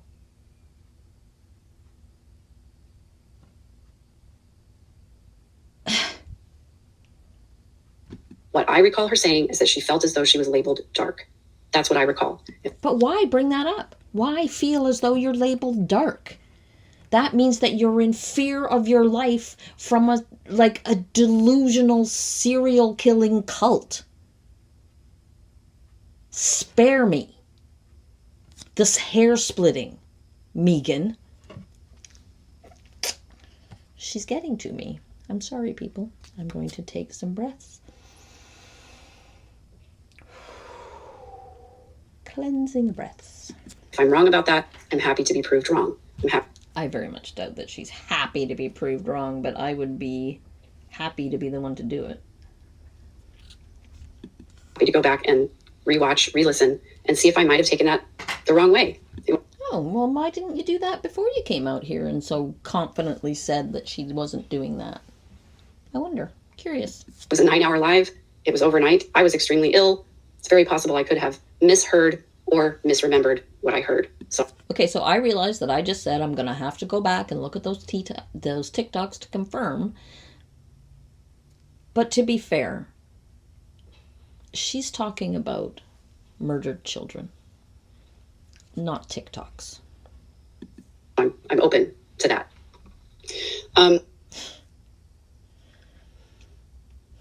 If I thought that she was open to anything, I would literally approach her and say, let's have a combo. But she ain't open to nothing. A couple of the other comments that I starred over here. Caroline S. said, you can dislike Lauren and still see what's happening to her is wrong. She mentioned that one last time, so she's big on that. She's big on that. She's big on no matter what she did, it's okay. You still shouldn't be mean to her. I agree. Carolina Hurtado 6634 says, hello, Megan, I'm confused. So are you saying that it was okay the way Lauren did it on her 9-hour live stream, but when the victim's family members do it on a live stream, it's not? Absolutely, that's not what I'm saying. I would not have done a 9-hour live stream. That's not how I would have handled it. And Kresha and Kay are perfectly, of course, they can speak out and say how they feel. Again, I'm not disparaging how they feel, and I'm not trying to invalidate their experience. All I'm saying is that it's very possible that they've been told things about Lauren that are not true, that they just take at face value without having proof. Yeah, but she did disparage them for going online and saying the things that they said, and she did not disparage Lauren for doing that. She has defended Lauren for doing that. So Carolyn Hurtado, as usual, is on point here, and Megan is not. So I'm still waiting for receipts on that one. The receipts are out, Megan. Let's hear from you now. K. Graham 1752 asked, did she release the manuscript of Lori's book without permission? I don't believe so. What Lauren said is that the manuscript was sent to her. Again, so what Lauren said, the whole controversy is about Lauren. So what Lauren said cannot be your evidence. How is this woman a life coach? She literally couldn't coach you how to get down to the corner store. There's some debate about whether or not she quote unquote tricked Nate Eaton. I don't know the details of that, so I can't comment on it. But what I can say is that Lauren says she sent the book to her, the manuscript of the book to her fact checker and to Dr. John. As far as I know, that's all. As from what I understand, Lori Hellis is accusing her of sending out hundreds of copies. I don't think that happened.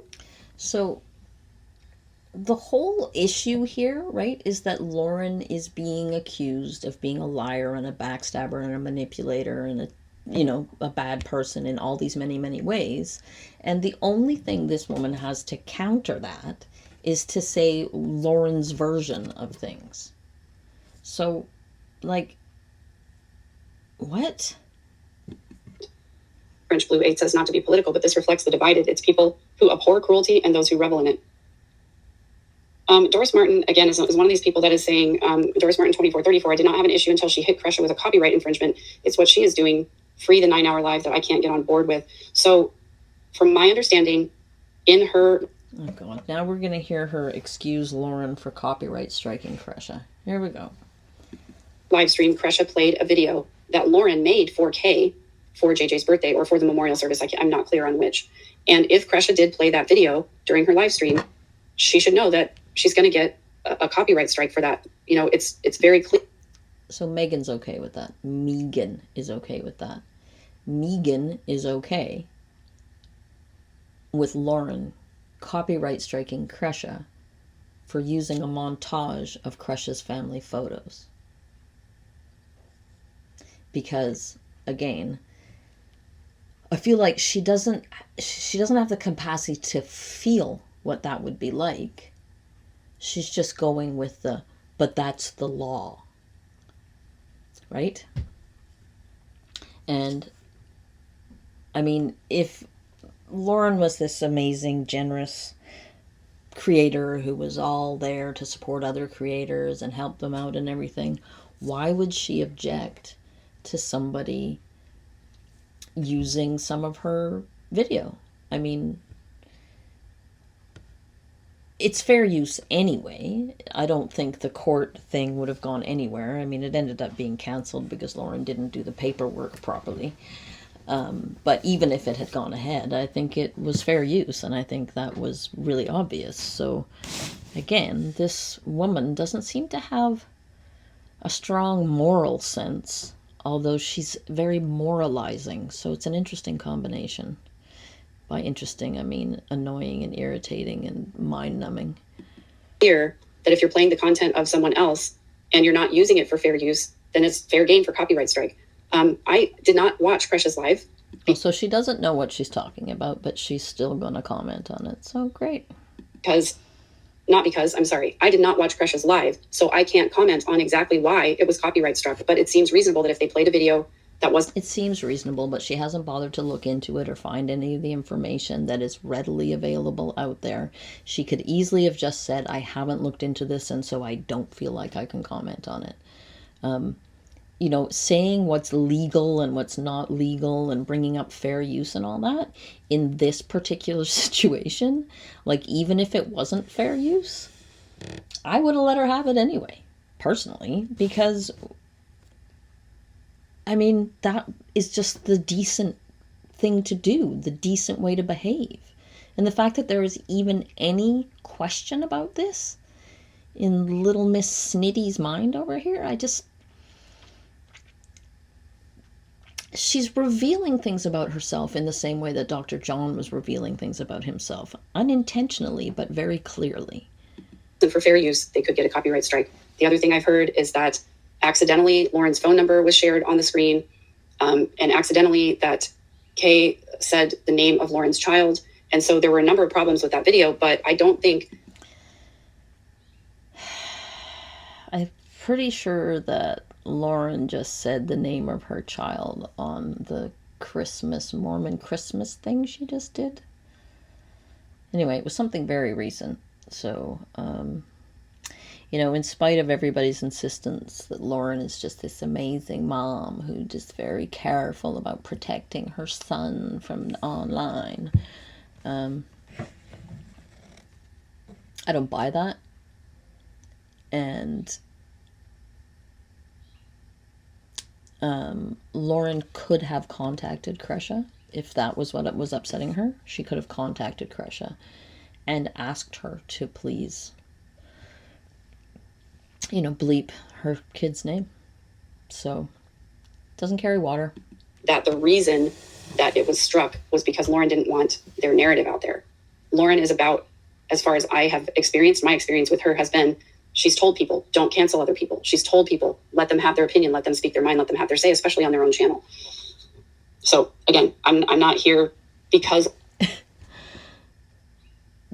she is unaware of the fact that the thing that she just finished doing was reading a cease and desist to stop somebody having and expressing their own opinions. So again, it does seem like there is a single lonely brain cell bouncing around in there, incapable of making connections. Lauren asked me to come out here and defend her. I'm not trying to defend art actions that are harmful. I'm just saying that if there was a copyright strike, there was probably a reason for it. And, those things... Yeah, there was probably a reason for it. I mean, why else would anybody do that? There was probably a reason for that cease and desist letter. Why else would anybody do it? There was probably a reason for that stalking order.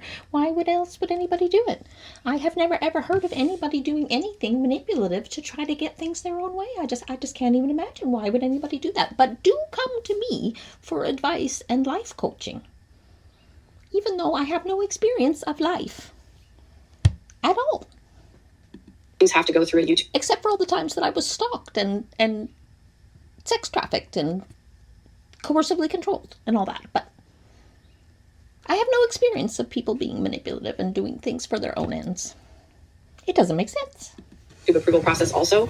So I just don't want to come out and make an assumption that Lauren gave Kresha a copyright strike just because she didn't like what Kresha was saying. That doesn't... She doesn't want to make an assumption about that, but she's very happy to make all kinds of other assumptions. So again, interesting.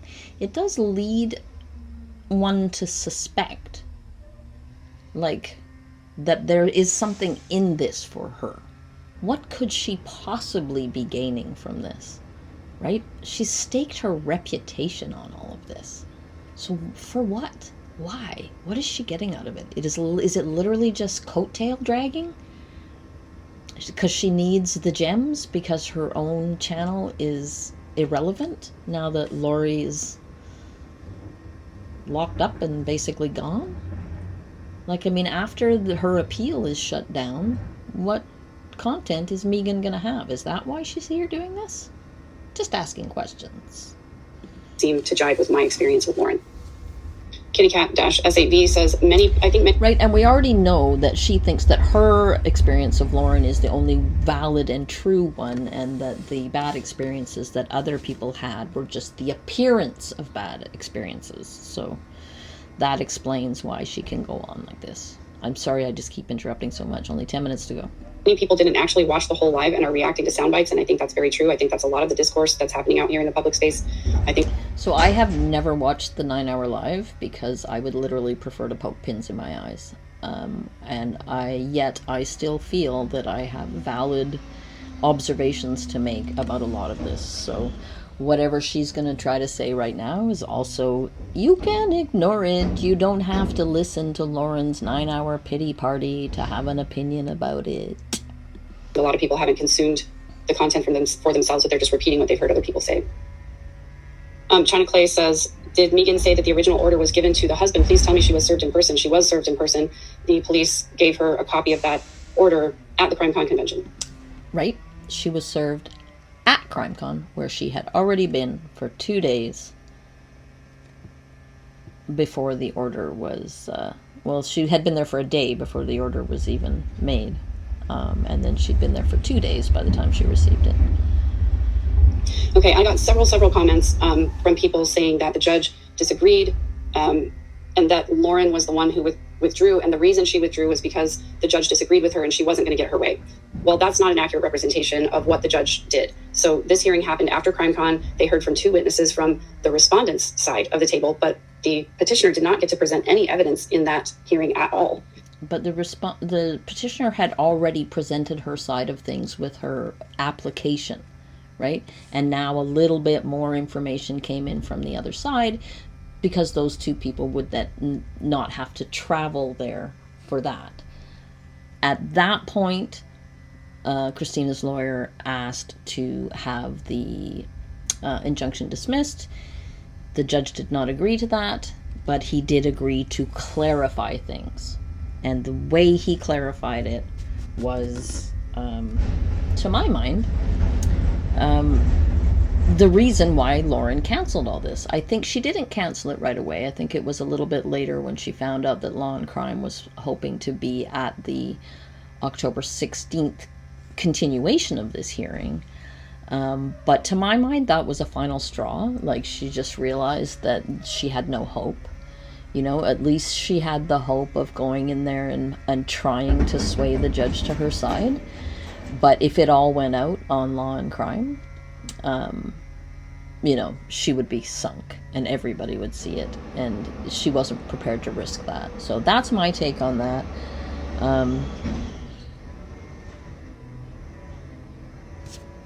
Yeah. I'm just going to pause for a little minute here while this dump truck does its thing outside. Sorry. I'm thirsty. I'm just going to pause everything, I guess, for a minute. Okay, carrying on. Sorry about that. I kind of didn't notice that the garbage truck was there, and I'm not sure how long it was going before I noticed and paused. But anyway, we've got 8 minutes and 30 seconds to go, so let's just try to get through this before I lose my patience altogether with this woman. So they rescheduled it for October 16th, and the judge upheld the stalking injunction. He made some modifications to it, but the stalking injunction remained in place after this hearing was over. It was supposed... I just feel like upheld is the wrong word, because they didn't have the hearing. Like, if they had had the hearing and decided that Lauren's evidence was compelling, then that would be upholding it. I think he just continued the hearing. So I don't, turning down Christina's lawyer's motion to dismiss made sense because all of the evidence had not been seen yet, and still, it was worth a shot, right? He was fighting for his client, so fair enough. I think that she is mischaracterizing this, and she's trying to characterize it that the judge believed that Lauren was under threat, and that's why he upheld the order, but I think she's mischaracterizing it, as usual. To go to a full hearing on the 16th, where the petitioner would have been able to present all of their evidence when the judge granted a request from Law and Crime to live stream the proceedings. Lauren's attorney objected to that, and the judge overruled the objection and was going to let it go ahead. And that's why Lauren pulled her case. That's why she dropped the case. It wasn't because she didn't believe. A couple of days ago, she was informing us that it was because of the fact that she was trying to protect her family's mental health. So, I guess that does that because Law and Crime would have broadcast it. But still, I believe that's an excuse and a lie. That's what I believe. I believe that she saw what was coming down the pike. She picked up what I picked up, which is that judge was no dummy, and he was certainly nobody's lackey.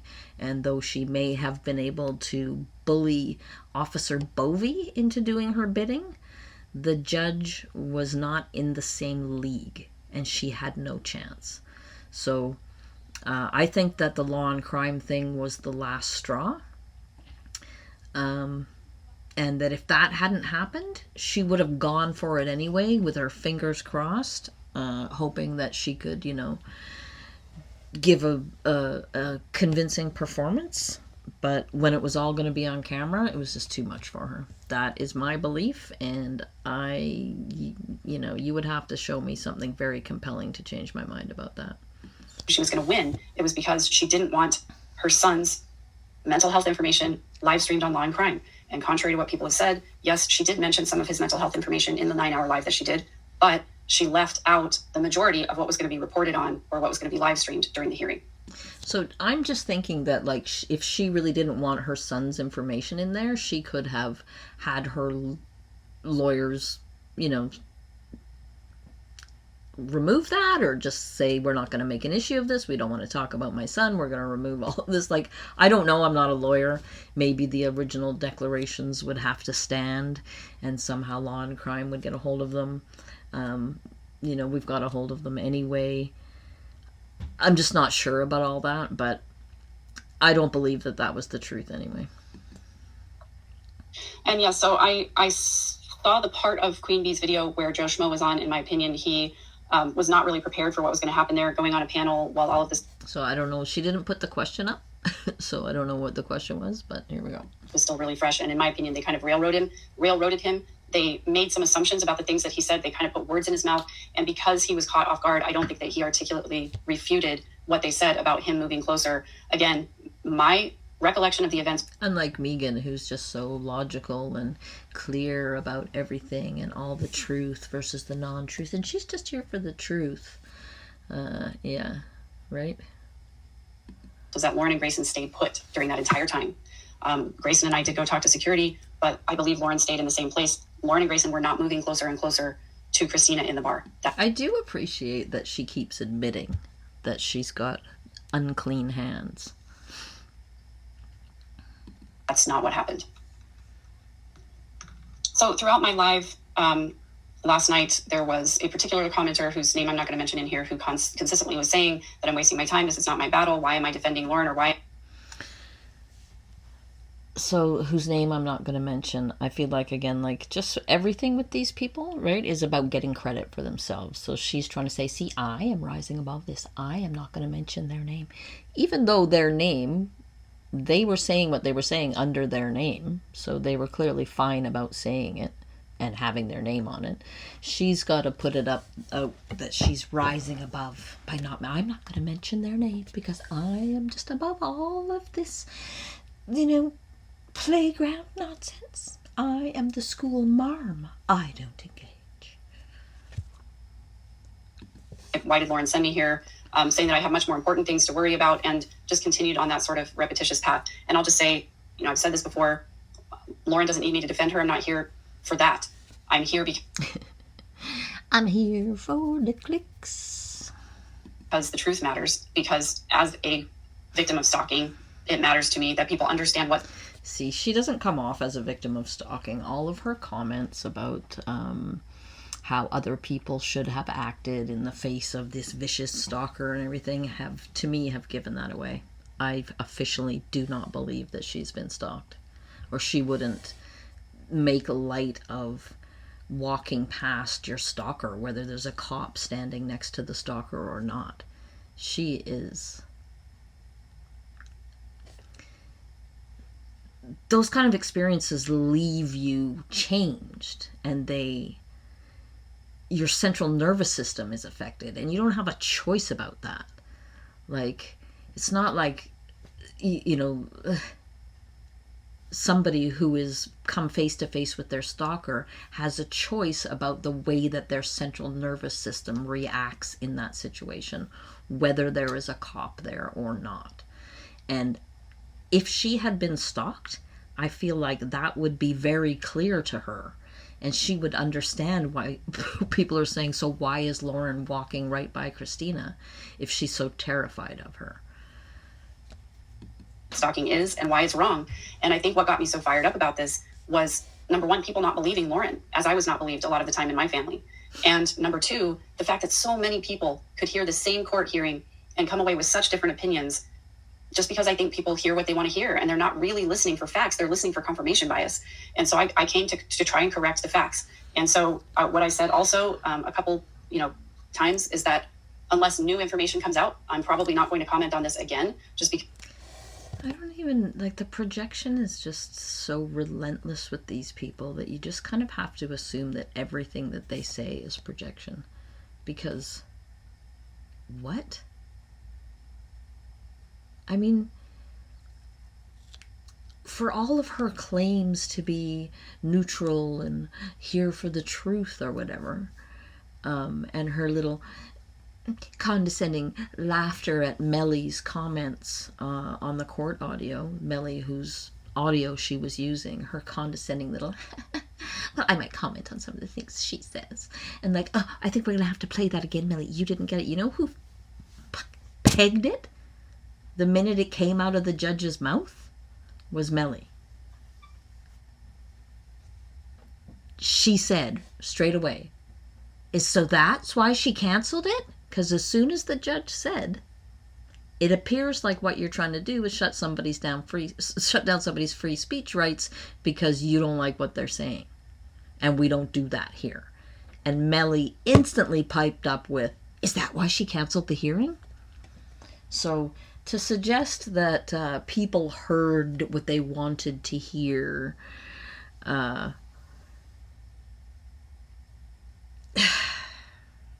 it's just pure projection from this woman. It's just pure projection.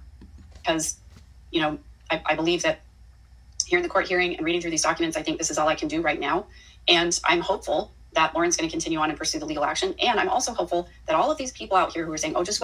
Didn't she just say that she had no opinion and it was up to Lauren and it was her business whether she did that? Maybe I'm nitpicking, but she really bugs me. Wait, more's coming out. You're going to see. Well, we've been waiting. We've been waiting since she did her live, and so far I haven't seen anything. So unless more comes out, unless there is some kind of new information to report on, I'm not going to be commenting on this again. But just for the people who say... So I guess all that body cam stuff isn't new information. That's not... There's no receipts in the body cam footage, apparently, according to Megan. That I've got better things to do. Well, it matters to me for a reason. So... We're all trying to still figure out what that exact reason is. I mean, most people have settled on it's a grift of some kind. We're just not sure what the grift is exactly. Is it just that she's hoping to remain relevant by hitching her wagon to the HTC star? Or is it, yeah, just about having red meat for her own followers. I don't know. Nina Jasmine 2219 says, the thing that gets me is that this girl is putting money on Lori's card, sending glad tidings, etc. Seemed to me she might be the one helping Lori write a book. Something to think about. I don't know if Lauren did at any time put money on Lori's books. I think she did say she put money on Lori's books early on to try and get Lori to talk to her. Lori didn't talk to her, and I think she stopped doing that. I can definitely attest to you, Lauren is not helping Lori Daybell write a book. So that's not a thing. So I don't necessarily think that she is. But I also don't believe anything Megan says, or anything that Megan reports having come from Lauren. Okay, so I think that's pretty much it for the comments and questions that I had starred for my live stream the other night. Yesterday she said there were 63 questions. So she doesn't know what words mean and she can't count. Or she can count, but she thinks that we don't know she can't count. Like, I would have said. Why not just say, I'm running out of time, I'm tired. I was going to answer more questions, but I just don't have the juice. I mean, it's just small, but it's part of being authentic, I think. Right? Right? I don't know. If you still have questions for me that you'd like me to answer, I'm happy to answer them. Please leave them in the comments below or send me an email if you like at askmegan@gmail.com. I think the other point that I want to address is a lot of people saying that I've been duped and saying that I have, it's the hidden true cult, that I've drunk the Kool-Aid or that I've been fooled by Lauren. I said that. I just said that a little bit ago. All I can tell you is that being surrounded by narcissists for my entire life, I'm allergic to narcissistic behavior. It sets off warning bells in my head. And all I can tell you is that Lauren is not a perfect person, but I don't think she's a narcissist. And I don't think that she has done half of the things that she's been accused of. Now, do I know everything? No. Is it possible for me to be duped? Yes, obviously. But in this situation, I just look at all sides of it, and I think that more than one thing can be true. So she hasn't looked at all sides of it, so we know that, right? She has been biased from out of the gate. And as for her claims of, being raised by narcissists so she can recognize narcissists, I mean, I make that very same claim. And, there's truth to the fact that not everyone who is raised by narcissists becomes a narcissist. But those who do, they often wear the mask of the scapegoat so that they can get supply from their victimhood. So I can't say that's what Megan is doing here. I am just offering an alternative point of view, because she is saying the same thing that I'm saying. And, it's the Spider-Man meme again, right? So I think it is up to people to make up their own minds.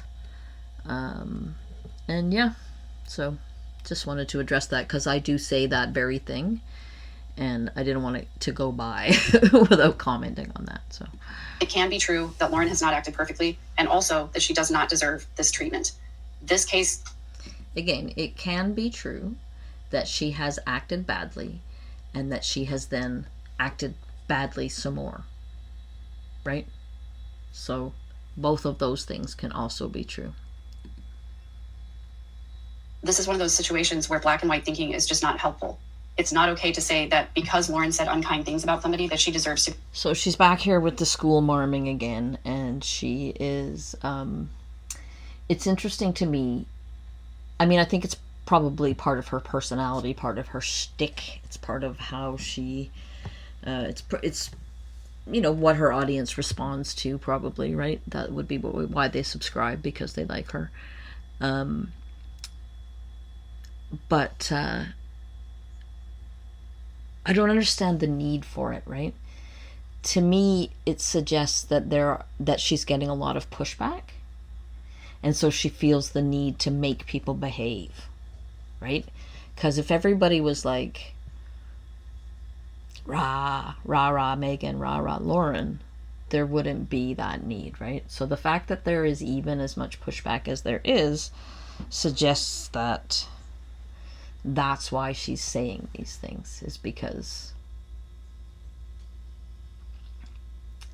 you know, it's an effort to control people and make them act properly according to what she wants and how she sees it. Be harassed and bullied and defamed just isn't okay. The behavior's not okay. And frankly, it scares me a little bit that there are so many people that think that what Christina did was not stalking and that what Christina did was not. But like, stalking is a very particular thing. It's not like an opinion, right? Like, that's what the whole court hearing that we just listened to the audio was all about.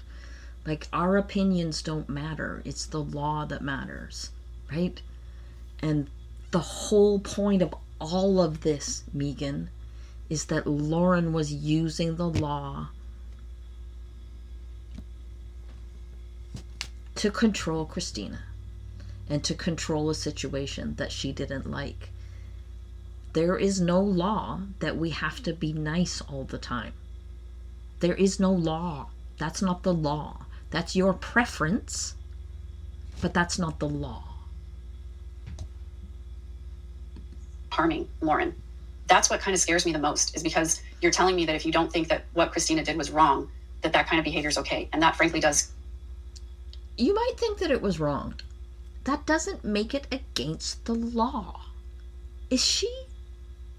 Again, it's that single lonely brain cell in there that just latches on to any idea that seems like it might be a winner and make other people stop asking questions, and charges full steam ahead without any reflection whatsoever. It's not about, is Christina a good person or is she a bad person? It's about the law, right? Scare me. And that's why I've been talking about it, because I'm hoping that people will become educated about what stalking is and what cyberbullying is and how life coach, heal thyself. damaging and threatening it is. I'm not out here trying to get people to just agree with me blindly, because I think that's also harmful.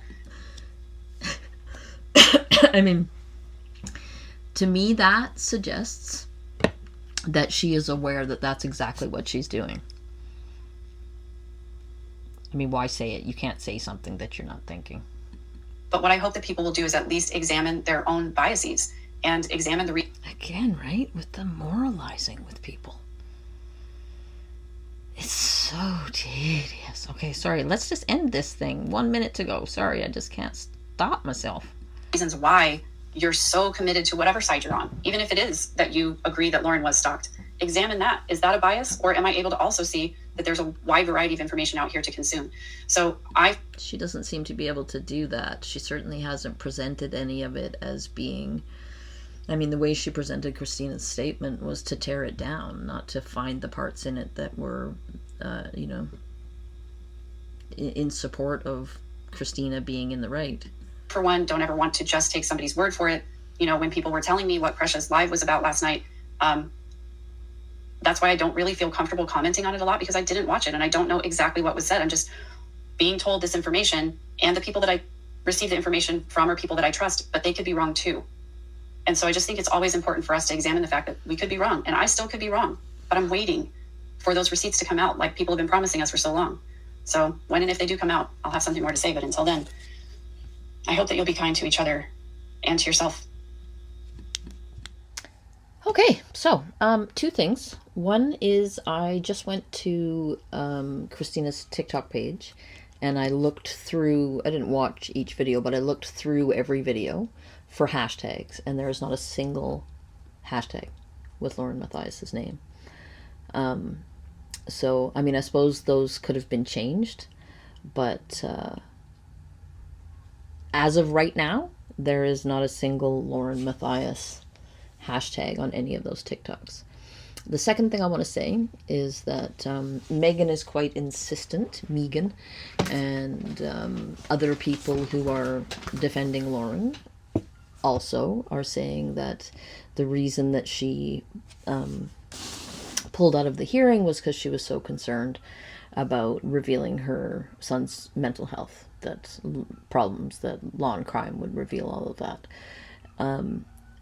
But to me, that kind of flies in the face of her whole contention that her son's mental health is so deeply and profoundly affected by the stalker Christina, because I don't see how any of the things that were terrorizing him to the point that his mental health was so fragile